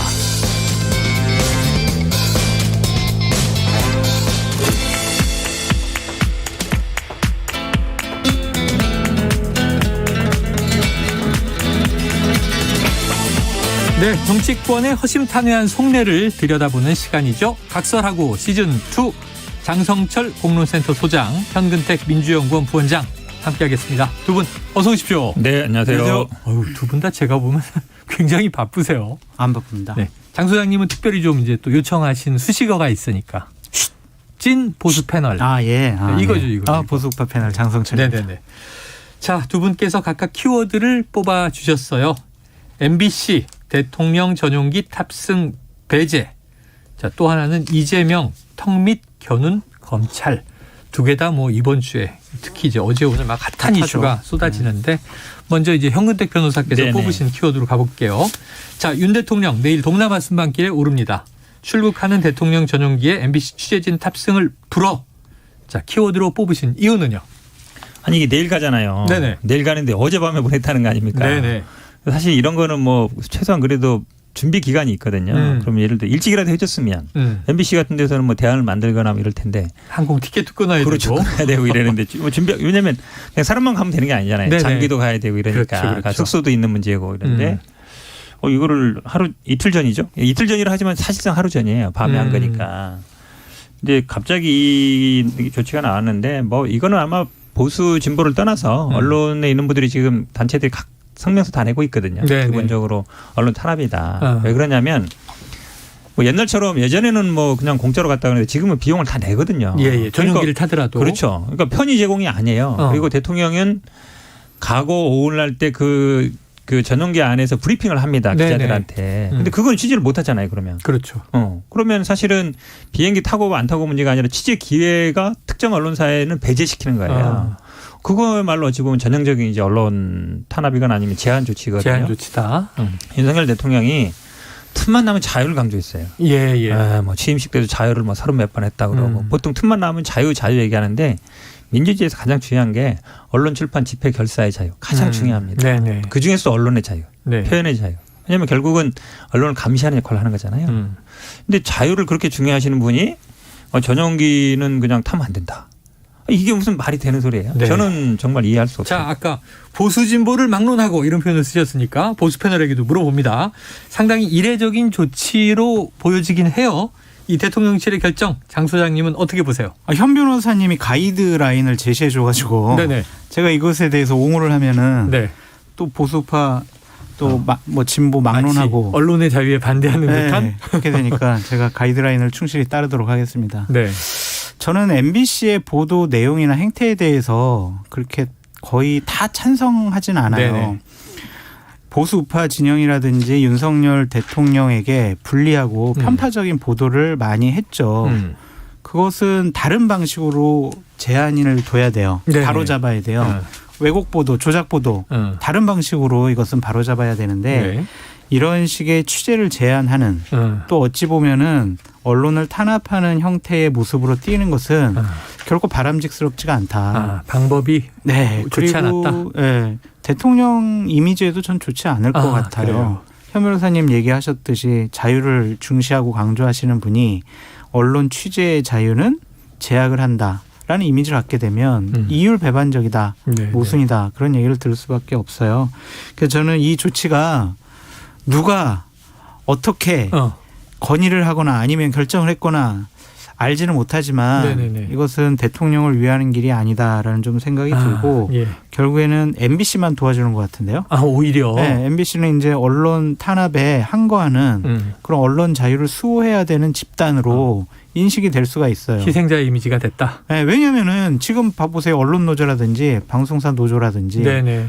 여러 노조들이 다 MBC랑 함께하겠다 성명서 냈고 그리고 대통령실의 출입 기자단도 오늘 아침에 투표를 했잖아요. 네네. 그래서 뭐 취재 거부라든지 이런 것들을 다 함께 결정하는 것을 보면 단순히 이 사건이 MBC 취재 제한 이것으로 끝나지 않고 윤석열 정권은 언론의 자유를 제한하는 정권이야라는 이미지를 줄 수가 있다. 그런 점에서 상당히 우려스럽고 걱정스럽다. 자, 일이 커지는 것 같은 느낌이 듭니다. 자, 그런데 바로 MBC 출신이에요. 국민의힘 배현진 의원. 취재 자체를 불허한 게 아니다. 전용기 탑승만 제공하지 않겠다고 한 거다. 순방 취재에 뭐 어려움이 있겠느냐. 현 변호사님 어떻게 보세요? 전용기에서 그냥 가만히 있으면 돼요. 기자들한테 한마디도 하지 말고 그냥 비행기 탔다가 내리면. 그렇게 하겠냐는 거죠. 이동만 하고. 그렇죠. 이동만 하고 가만히 있으시면 돼요. 근데 전용기에서 한마디 하거든요. 네네. 갈 때도 하고 올 때도 하고 수시로. 왜냐하면 비행 시간이 뭐 동남아니까 길지는 않겠지만 그래도 몇 시간 되지 않습니까? 그럼 그 취재 자체가 안 되는 거잖아요. 이게 취재 자체 제한이라고 볼 수 없습니까? 볼 수 있죠. 당연히. 왜냐하면 그 전용기 탑승이라는 게 기본적으로 뭐 지금 전용기가 뭐 개인 비행기도 아니고요. 어쨌든 국가 예산으로 하는 것이고 그동안 또 이런 사례도 없어요. 그리고 MBC를 꼭 집은 이유가 있지 않습니까? 예전에 뭐 날리면 바이든 뭐 그 상황이라든지 아니면 뭐 논문 조작에 대한 보도라든지 이런 것 때문에 이제 어찌 보면 약간 뭐 기분이 나쁘다는 건데 저는 뭐 이거는 본인의 뜻이라고 봐요. 참모들의 뜻이라기보다는 왜냐하면 오늘 아침에 뭐 그 저 약식 회견에서도 아니 뭐 국익을 어쩌고 저쩌고 얘기했잖아요. 순방은 국익을 한마디로 얘기하면 MBC 보도가 국익을 훼손했다라는 전제하에 생각하는 거잖아요. 근데 아니 그런 말을 한 사람은 아무 뭐 사과도 안 하고 뭐 해명도 안 하는데 그걸 보도한 언론사 탓하는 거잖아요. 전형적으로 어찌 보면 이제 이 프레임을 전환하고 싶은 건데. 예전에 많이 성공했어요. 고발 사주도 그렇고 뭐 권한 유착도 그렇고 프레임 전환을 이런 식으로 많이 했죠. 발뺌하면서. 근데 이번은 안 돼요. 전 국민 다 들어버렸거든요. 다 들어봤잖아요. 다 들었기 때문에 사실은 전환을 하고 싶어도 못 해요. 근데 본인 생각에는 이게 전환이 된다고 생각하나 봐요. 지금.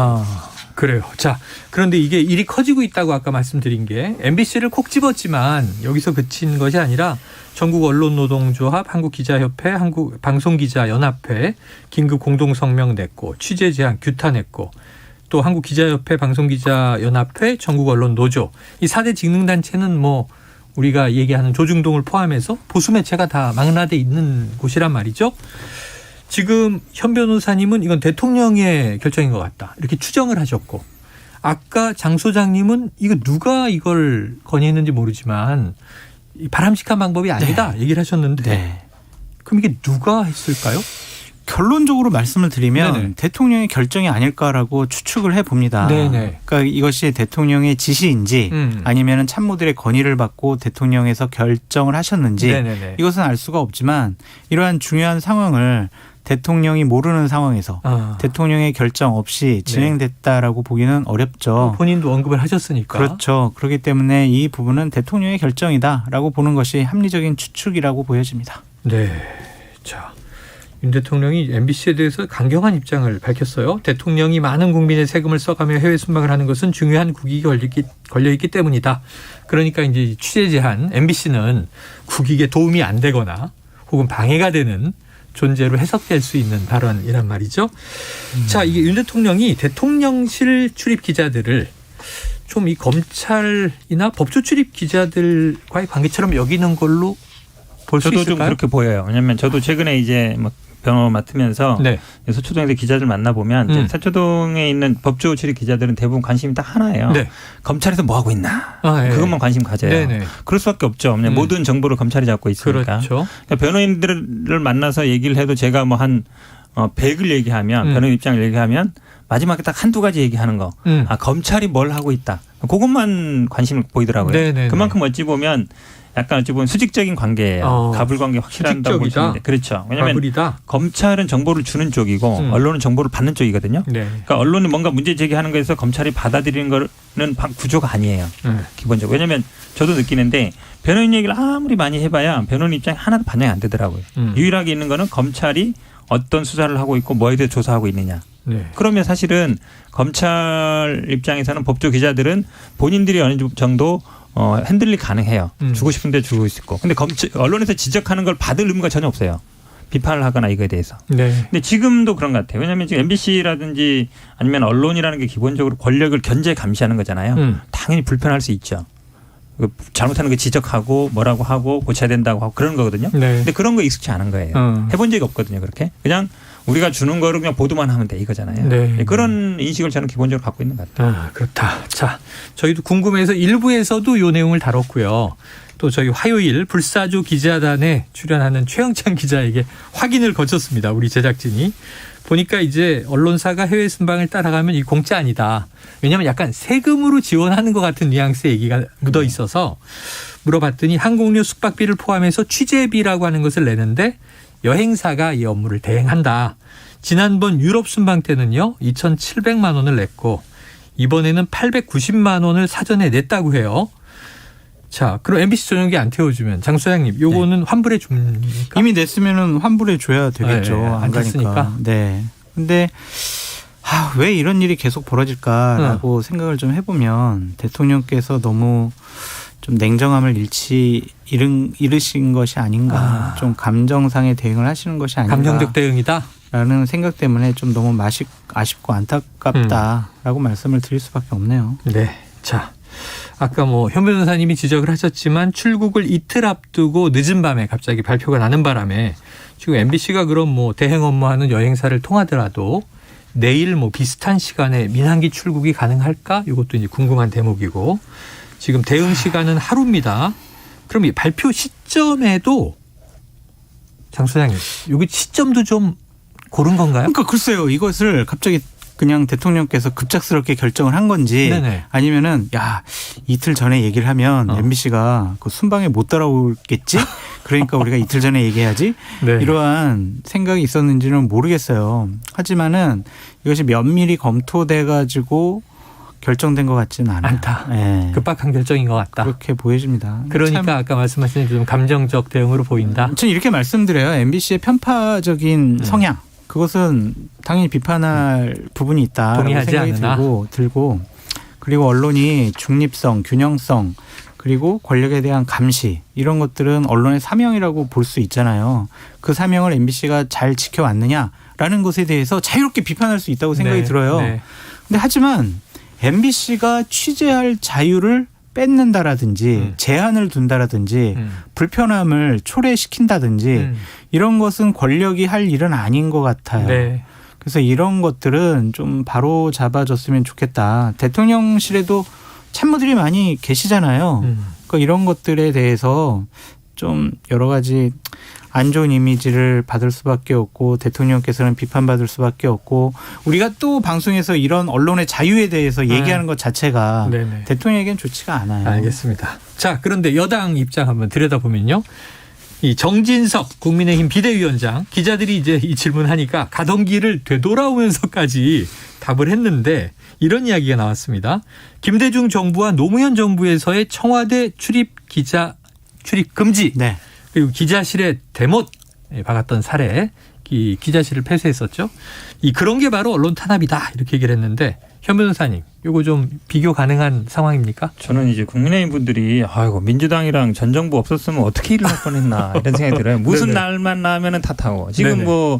이태원 문제 나왔을 때도 아이고 문재인 정부에서 제대로 못해가지고 그런 얘기 하잖아요. 툭 하면은 좀 사실은 이분도 기자 출신이잖아요. 네네. 그럼 이제 언론에 대해서 기본적으로 그런 걸 비교할 걸 비교해야지. 왜냐하면 이런 사례가 없거든요. 그러니까 전용기 예전처럼 공짜로 갈 때도 그랬는데 지금 돈 내고 가는 건데 자기 돈 내고 가는 건데 마치 무슨 혜택을 주는 것처럼 생각하는 거잖아요. 이런 인식 자체는 문제가 있는 것 같고. 근데 저는 앞에서 얘기한 하필이면 이틀 전에 또 어제 밤에 한 거잖아요. 내일 가는데. 저는 어느 정도 의도성이 좀 있다고 봐요. 예를 들어서 순방을 갑자기 며칠 전에 결정한 게 아니잖아요. 네네. 스케줄 쭉 나오고 이 신청도 다 미리 받았을 거란 말이에요. 그럼 만약에 처음에 신청 받았을 때 안 했다 그러면 준비가 되잖아요. 예. 그럼 약간 의도성도 있다. 그리고 이런 거에 대해서 지금 정진석 비대위원장도 물론 윤석열 대통령 뜻인 걸 아니까 옹호하는 것 같은데 본인도 언론 기자 출신인데 이런 얘기하면 아마 그 한국일보 후배들이 아마 어떻게 보겠습니까? 네.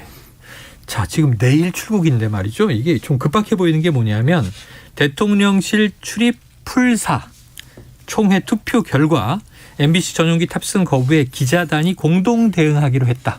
이런 결정이 나왔다고 해요.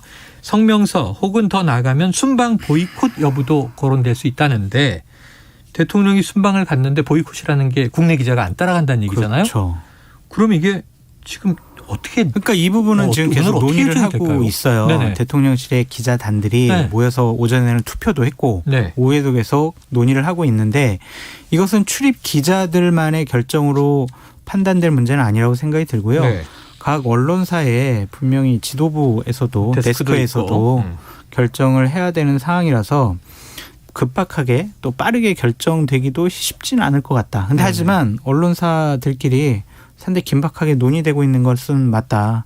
그러니까 지금이라도 좀 대통령께서 아이 그래 그냥 우리 같이 갑시다. 이렇게 폭넓은 너그러운 그런 마음을 좀 보여주셨으면 어떨까. 포용력을 보여주시는 것이 결국에는 이기는 것이다. 네. 그렇게 보여지는데 그럴 가능성은 없어 보인다. 아, 가능성은 없어 보인다? 네. 그러면 어떻게 제가 그 얘기 하려고 그랬는데 그럴 가능성 없습니다. 이렇게 딱 얘기하려고 그랬는데. 아, 반나절 동안 번복될 가능성은 없다? 없어 보여요. 근데 지금 물론 이제 기자들하고 이제 뭐 물론 이제 회사 측하고 좀 다를 수는 있는데 예. 전체 투표가 이제 59명 중에 어쨌든 보이콧 공동 성명이라는 거에서는 44명이니까 압도적이고 네네. 보이콧한데도 30군데면 과반이 살짝 넘는 거거든요. 예. 그만큼 어찌 보면 언론사들 입장에서는 이게 특정 언론사의 문제가 아니라 언론에 대한 기본적으로 제한 아니냐, 언론의 자유에 대한 침해 아니냐 이렇게 보는 시각이 많은 것 같습니다. 그렇죠. 그러니까 이게 MBC가 특정됐지만 좀 언론계에서 보기에는 이게 언론 줄세우기를 하려는 시그널의 출발 시그널 아니냐 이렇게 해석하는 지적도 있어요. 그러니까 조금 더 말씀드리면은 국익을 위해서라는 표현을 쓰셨는데 그러면은 비속어 논란에 대해서 보도를 안 하면 국익을 위한 건가요? 날리면이라고 보도를 하면 국익을 위한 건가요? 그것이 바로 언론 탄압이고 언론을 옥죄려고 하는 것이고 네네. 언론의 취재의 제한, 보도의 제한을 두려고 하는 것이다. 네네. 그것은 헌법상의 권리인 언론 표현의 자유를 심대하게 침해할 수 있다. 라는 비판으로부터 자유로울 수가 없어요. 예. 그래서 제발 부탁인데 보수 우파 패널로서 말씀드립니다. 네. 이러지 않으셨으면 좋겠어요. 근데 번복 가능성은 없고 지금 어떻게 될까요? 이게 내일 지켜봐야 알겠네요. 그래도 이제 예를 들면 전용기 이번에 태우지 않고 가더라도 현지에서 이제 취재 합류가 되면 그냥 올 때는 그래도 전용기 태워서 오시는 게 어떠냐. 갈 때는 민항기, 올 때는 전용기. 네. 아, 이게 근데 티켓은 보통 왕복으로 끊어야지. 편도로 끊지 않잖아요. 편도로 끊을 수는. 아니, 그렇죠. 전용기인데 뭘 티켓을 끊어요. 비용이 비싸진다든가 그럴 수는 있겠죠. 자, 장성철 소장님의 이 절충안 중재하는 갈 때는 민항기, 올 때는 전용기 지켜보도록 하겠습니다. 자, 다음 키워드로 넘어가 봅니다. 자, 이번엔 장성철 소장께서 뽑아주신 키워드인데요. 이재명 턱밑 겨눈 검찰. 지금 이재명 대표 최측근이 지금 2명이죠. 네. 김용 부원장 구속 기소한 지 하루 만에 어제 민주당사 국회 본청 당대표 비서실 압수수색을 했는데 자, 턱밑 맞습니까? 눈밑 아닐까요? 눈밑? 네, 아주 그냥 위험의 강도가 점점 높아지고 있다라고 말씀드려요. 김용 부원장 같은 경우에는 이재명 당대표의 분신 같은 사람이고 정진상 실장은 핵심 중에 핵심, 측근 중에 측근, 복심 중에 복심 이렇게 표현이 되고 있습니다. 오른팔 왼팔이죠. 네네. 그분들이 한 분은 이미 구속당했고 또 한 분은 이제 구속 기로에 서 있다. 그렇게 말씀드릴 수밖에 소환 없는데. 통보받았다고 하죠? 네. 근데 죄질이 안 좋아요. 보면은 특가법상 뇌물수수 1억 4천. 부패방지법 위반. 이거는 대장동 일당들에게 본인이 정책 비서관으로 성남시장 시절에 있으면서 여러 가지 편의와 정보를 줬다. 그런 혐의가 있고요. 부정처사 후 수뢰, 뇌물 약속. 네네. 그러니까 뭐 한 700억 정도는 저수지에 담가놓고 자 이재명 대표가 어떤 선거에 나가게 되면 씁시다. 동아일보 보도에서 그렇게 나온 것처럼 이것이 뇌물 약속이고 또 하나는 제3자 뇌물죄. 이렇게 지금 4가지 혐의에 대해서 정진상 실장에 대해서 검찰이 수사를 겨누고 있잖아요. 이것은 혼자 독단적으로 했겠느냐. 네네. 결국에는 이재명 당대표의 암묵적인 지시 혹은 용인 아니면 사후의 보고 이런 것을 통해서 경제적인 이익 공동을 꾀한 것이 아니냐. 그런 이제 의혹과 비판을 받을 수밖에 네네. 없죠. 이재명 당대표로서는 김용, 정진상 이 두 측근이 아니요 이재명 당대표랑 상관이 없어요. 제가 혼자 한 거예요. 그리고 전 돈 받지도 않았어요.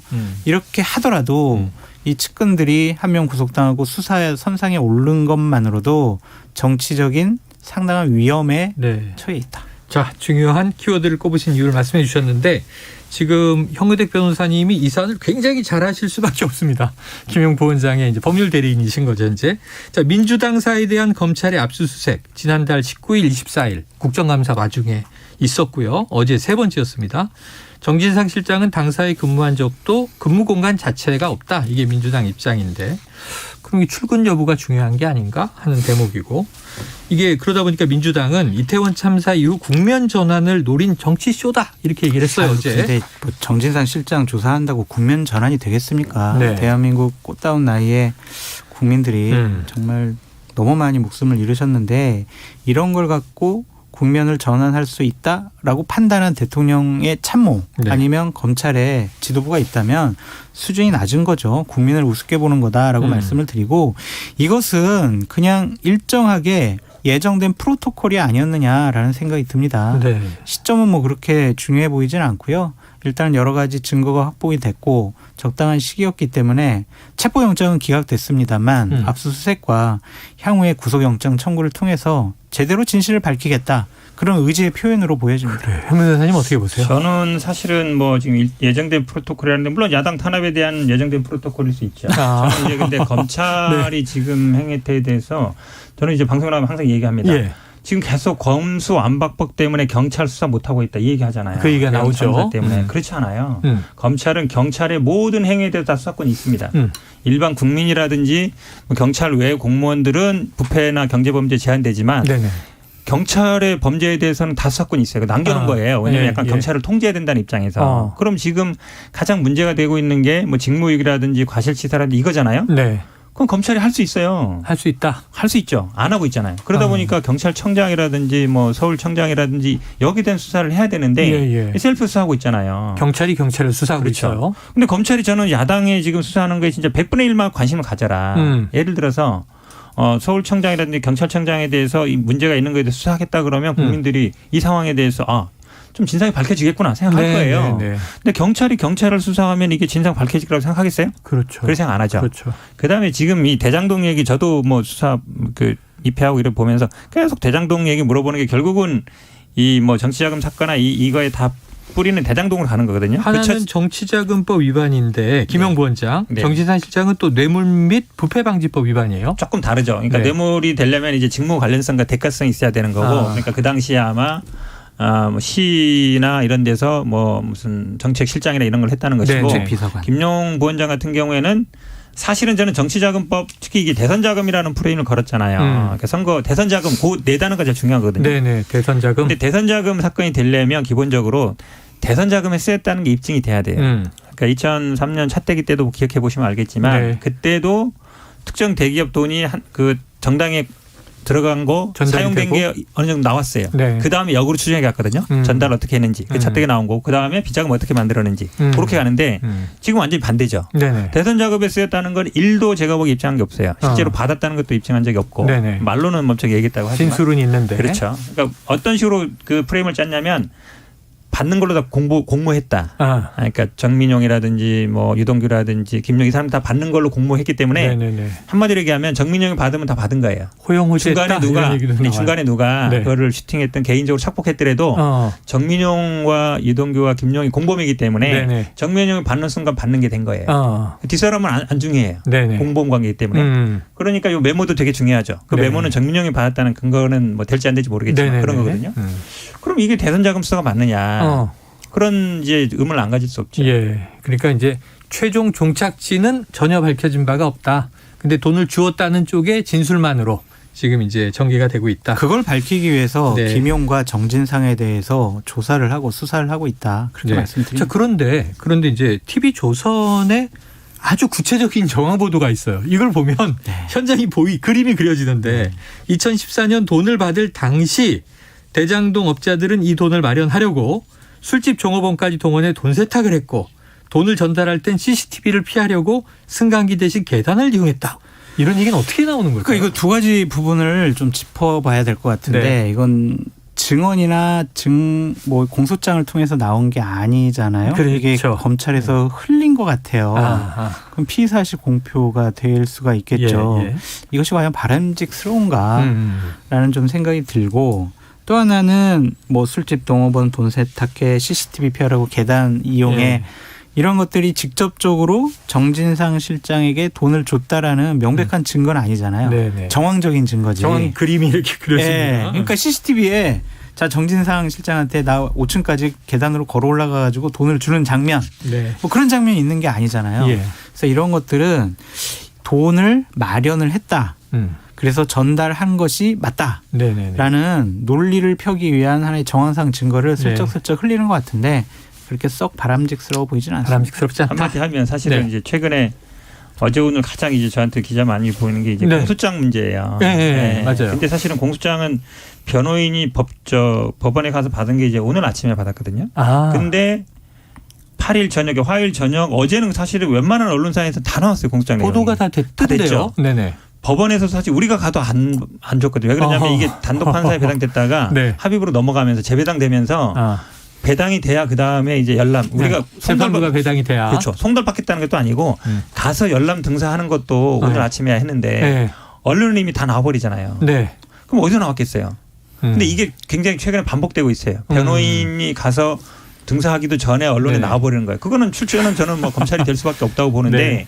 그러면 사실은 뭐 기자들이나 이런 분들이 항상 공소장에 이렇게 돼 있는데 사실입니까? 이렇게 물어봐요. 네. 우린 본 적도 없는데. 그러면 사실은 이런 게 관행상 계속 되고 있거든요. 지금 뭐 피해 사실 공표 얘기했지만 저는 요거는 검찰이 분명히 정리해줘야 된다고 봐요. 왜냐하면 한마디로 얘기하면 법원에 제출하는 게 공소 제기잖아요. 그러니까 공소 제기된 다음에 피고인이나 아니면 변호인한테 송달되고 아니면 가서 보고 그 다음에 공개돼야 되는데 법원에 접수하기 전에도 이미 내용이 나가버리는 거예요. 그러면 어떤 효과가 있냐면 그걸로 이미 거의 확정돼 버려요. 왜냐하면 피고인이나 변호인 측에서 입장 정리를 못 하는 거예요. 그 내용을 모르기 때문에. 보고서 우리는 입장이 검찰이 딱 발표하면 그거에 대해서 반대 입장이라든지 반박을 해야 되는데 그럴 기회가 상실돼 버리는 거예요. 내용을 모르니까.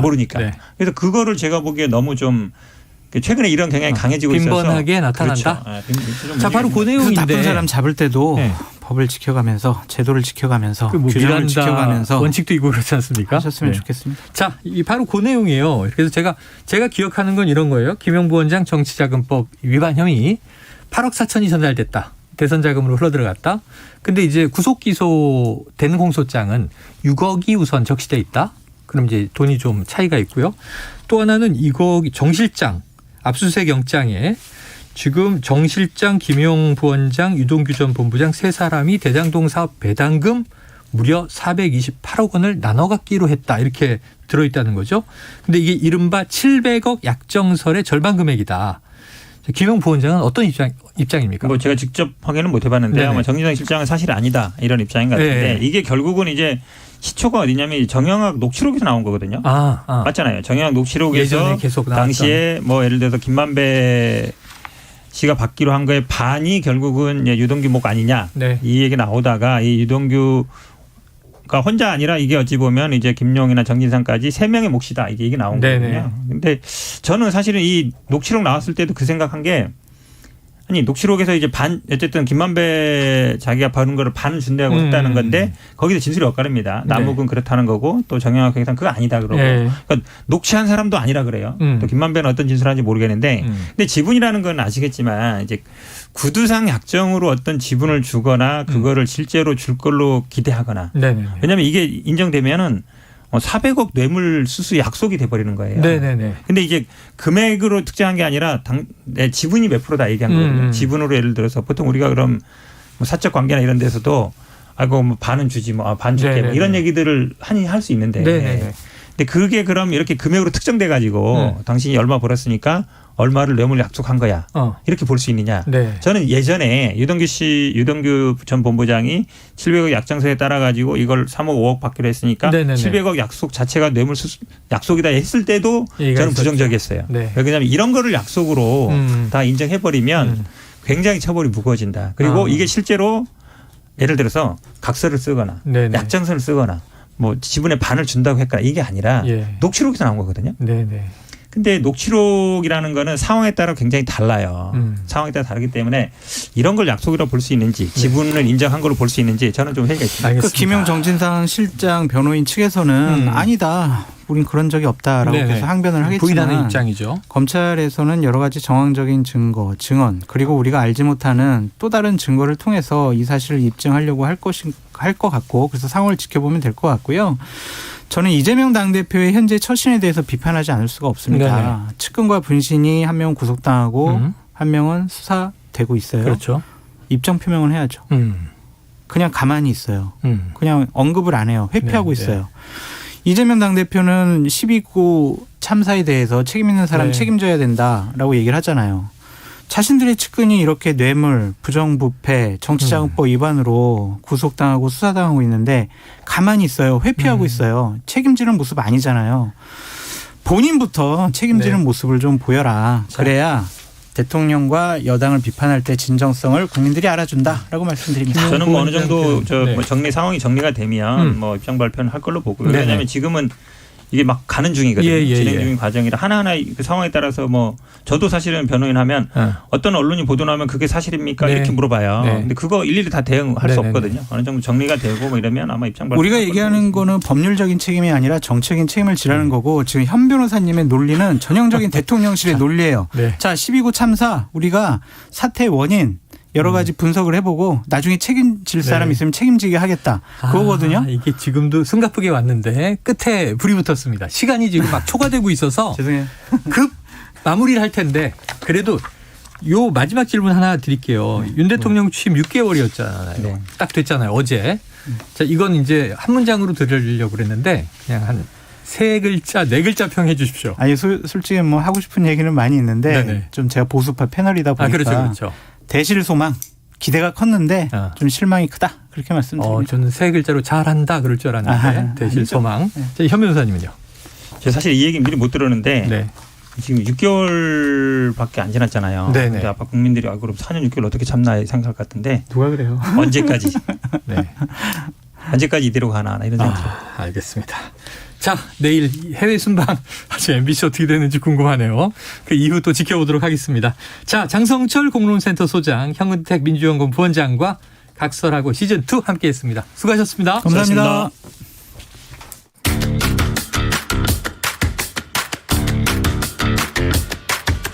지금 여러분께서는 KBS 1라디오 최영일의 시사본부와 함께하고 계십니다.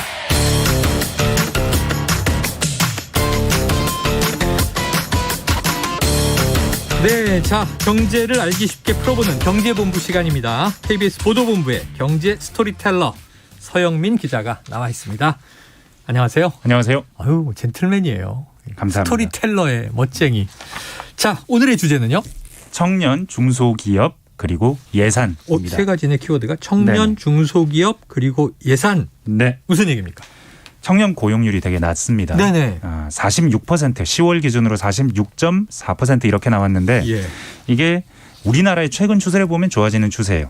최근 2, 3년 보면 42, 43, 45 뭐 이렇게 올라오고 있는 추세니까요. 조금씩. 네. 근데 이게 OECD 기준으로는 하위권입니다. OECD 평균이 53% 정도 됩니다. 절반 이상은 취업이 되는군요. 네네. 근데 우리나라는 46% 좋아졌다는 게. 네. 그러니까 근데 사실 우리나라가 실업률이나 전체 고용률, 전체 연령 고용률이 낮은 나라는 아닙니다. 꼭 이 청년만 15에서 29세 요 청년만 고용률이 떨어집니다. 아니 전체 고용률로 보면 OECD에서도 상위권인데 네네. 15세에서 29세 사이의 청년만 딱 떼서 보면 과반이 안 되는 이 절반도 취업을 못한 하위권이다. 네. 왜 그렇습니까? OECD 분석을 보면요. 대기업하고 중소기업 이중 구조 때문이라는 겁니다. 이중 구조. 네, 대기업에 가려고 아니면 대기업 아니면 공무원 되려고 아니면 공기업에 가려고 취업 준비를 하다 보니까 취업 준비를 하느라 취업은 안 하는 이런 상황이 젊은이들 사이에서는 광범위하게 구조적으로 펼쳐져 있다는 겁니다. 취준생, 공시생 우리가 많이 부르는 얘기인데 자, 혹시 우리나라가 좀 다른 나라와 다른 게 특히 이제 남성들 청년 징집제가 있잖아요. 군대 다녀와서 수치가 낮은 건 아니에요? 저랑 같이 이걸 취재하는 저희 파트에 이세준 기자가 있는데 여기저기 물어봤더니 군대 다니는 남자 요인을 뺄 수 있게 통계적으로 뺄 수 있게 계산을 한답니다. 군에 그러니까, 입대해 있는 네. 병력 자원들은 네. 빼고 계산을 네네. 하는 거다. 그래서 뭐 그건 큰 영향이 없고 그래서 OECD 평균 대비 우리는 청년 고용률이 매우 낮은 나라다. 네. 어떻게 좀 다른 이유를 찾아볼까 했는데 네. 낮은 거는 팩트다. 이렇게 네. 지금 그냥 확인을 해 주시는군요. 자, 취업 준비 때문이다. 그 어른들이 요즘에 그런 얘기 하죠. 야, 요즘 젊은이들이 눈이 너무 높은 거 아니냐. 네. 우리 때는 뭐 당장 받아주는 곳이면 가서 경험 쌓고 또 이직하고 올라가고 그랬다. 네. 눈높이를 낮춰라. 받아주는 곳에 일단 들어가라. 경험 쌓아라. 그런 얘기 하거든요. 이게 어떤 사회 문제라고 사람들이 말하는 얘기가 딱 들리면 네. 즉각적으로 드는 생각이 있을 수 있습니다. 주변 사람들도 보이고. 근데 이걸 어떤 현상을 그 개인의 어떤 도덕적인 인성이나 품성에다가 맡겨서 이해를 하는 방식보다는 네네네. 조금 더 그 현상을 깊이 있게 보려면 혹시 사회 구조에 어떤 문제가 있는 게 아닌가? 좀 다른 어떤 원인이 있는 게 아닌가라고 생각을 해보시는 게 좀 더 이해하는데 더 깊이는데 도움이 되지 않을까 생각이 합니다. 동의가 됩니다. 사회 네네. 구조적인 문제를 좀 짚어야지. 네. 개인의 의지, 뭐 도덕적인 결함, 인성, 세태 뭐 이런 쪽으로 이제 가는 것은 또 좀 한쪽 측면만 보는 것이다. 저는 네. 갑자기 궁금해졌어요. 네. 서 기자님. 네. KBS 들어오려고 취준생 생활 몇 년 하셨습니까? 저는 1년 했습니다. 네. 바로 들어왔다? 네. 운이 좋았습니다. 그래요. 아유, 나는 스마트하다 이런 느낌이 막 나요. 네. 운이 좋았다고 또 겸손하시네요. 실력 있으시잖아요. 자, 그런데 이제 문제는 대우가 좋잖아요. 네. 우리가 이야기한 그 좋은 직장, 좋은 일자리라고 하는 게 대우가 좋고 뭐 연봉도 더 낮고 네. 그래서 가려고 하는 거 아니냐. 그럼 다른 나라 청년들이라고 안 그렇겠는가? 네. 다 비슷하지 않겠습니까? 나라마다? 네. 그런데 대기업과 중소기업의 차이가 이렇게 벌어져 있는 나라는 흔치 않다는 한 나라 안에 기업의 크기에 따라서 이렇게 생산성도 임금의 격차도 큰 나라가 많지 않다는 거고 근데 이건 왜 그런지 우리가 다 이유를 알고 있습니다. 네. 우리는 수출로 이 나라를 먹여 살리겠다라고 결정을 수십 년 전에 했고 수출 잘하는 애들한테 특별히 지원을 했고 걔들이 커지면 걔들을 더 지원을 했거든요. 네네네.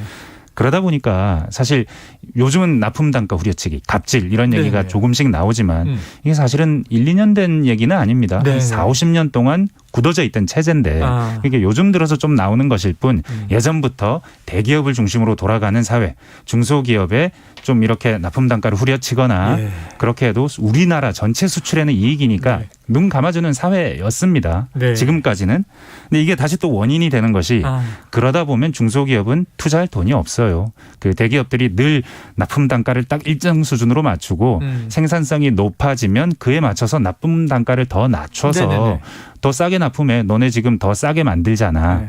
다 알고 그렇게 요청하는 문화가 아주 일관돼요. 네. 그러면 어떤 일이 벌어지냐면 분야별로 잘 나가는 기업은 있습니다. 반도체, 배터리, 그 외 자동차. 네네. 잘 나가는 기업 우리나라 다 있습니다. 세계적인 기업. 예. 근데 그 기업과 그 기업에 1차적으로 부품을 납품하는 큰 부품 회사들은 계속해서 잘 나가고 직원들도 월급을 많이 받고 이익이 많이 나는데 그 밑에서 하청, 재하청 받는 회사들은 네네.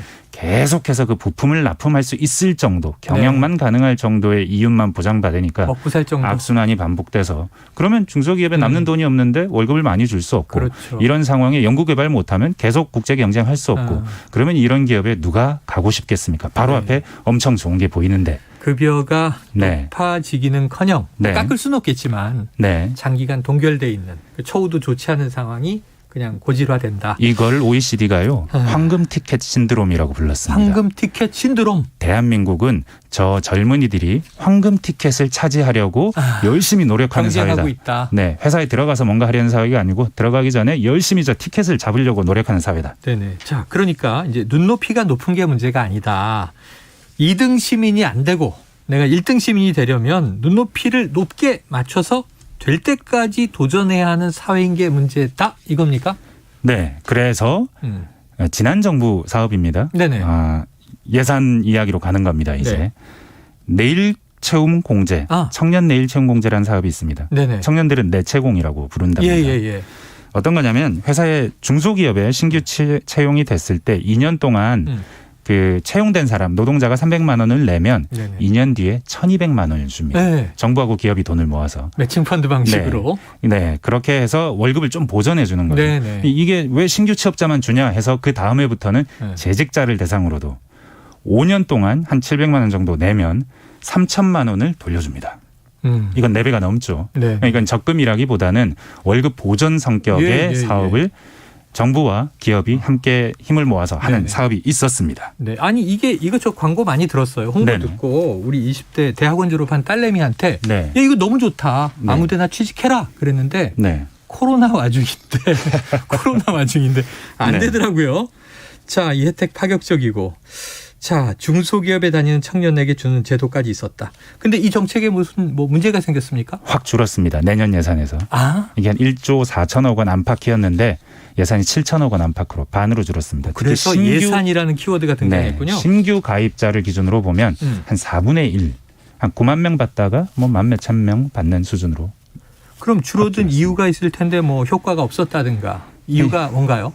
이게 지금 효과가 있었느냐 없었느냐 여기에 논란이 있을 수 있습니다. 네. 왜냐하면 정부가 너무 많은 돈을 주는 사업이긴 하거든요. 그렇죠. 그 받는 사람 수에 비해서는. 예. 그 때문에 너무 정부 돈 먹는 하마다라는 비판은 있었는데 문제는 이게 그 정부나 국회에서 그 정책 평가를 해보면 정책 평가 등급을 매겨요.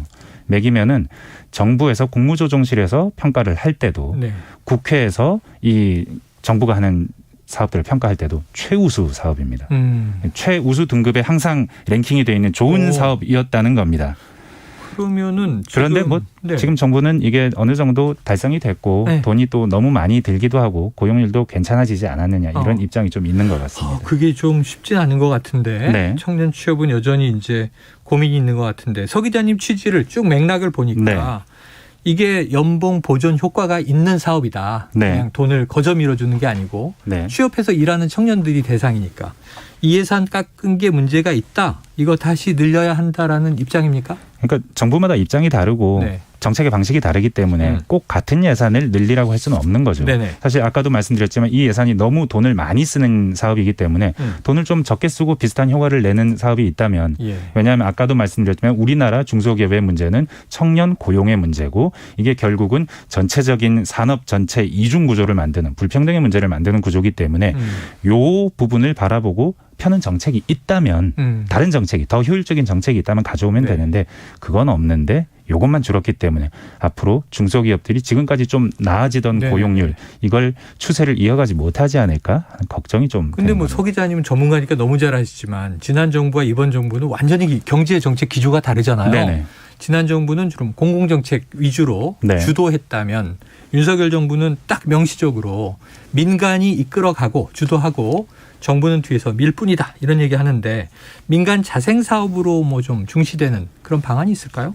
직업 훈련하는 민간 대기업에 그 위탁해서 사업을 청년들 좀 취업 지원을 할 수 있는 프로그램 운영하게 하는 사업 이런 거에 한 900억 지원하고 그리고 좀 일하지 않는 청년들 취업 프로그램 열심히 이수하게 해서 그래서 요거에 따라서 마치면은 한 300만 원 정도 지원하는 사업 이런 사업들이 있는데 그러니까 고기 주는 거 말고 고기 잡는 법 가르친다는 그런 정책이죠. 근데 이게 좀 보편적인 정책이고 장기적인 효과는 기대되지만 당장 중소기업의 취업난 그리고 젊은 청년들 고용률 높이는 방안은 좀 아니지 않느냐 하는 생각이 드네요. 알겠습니다. 청년 예산이 다 줄어든 것은 아니고 또 다른 방식이 있다고 하는데 지켜보도록 하죠. 오늘 시간이 다 돼서 여기서 마무리하겠습니다. 경제본부 서영민 기자였습니다. 고맙습니다. 감사합니다. 자, 최영일의 시사본부 오늘 준비한 내용은 여기까지 전달드렸습니다. 저는 내일 낮 12시 20분에 다시 찾아뵙도록 하겠습니다. 청취해 주신 여러분 고맙습니다.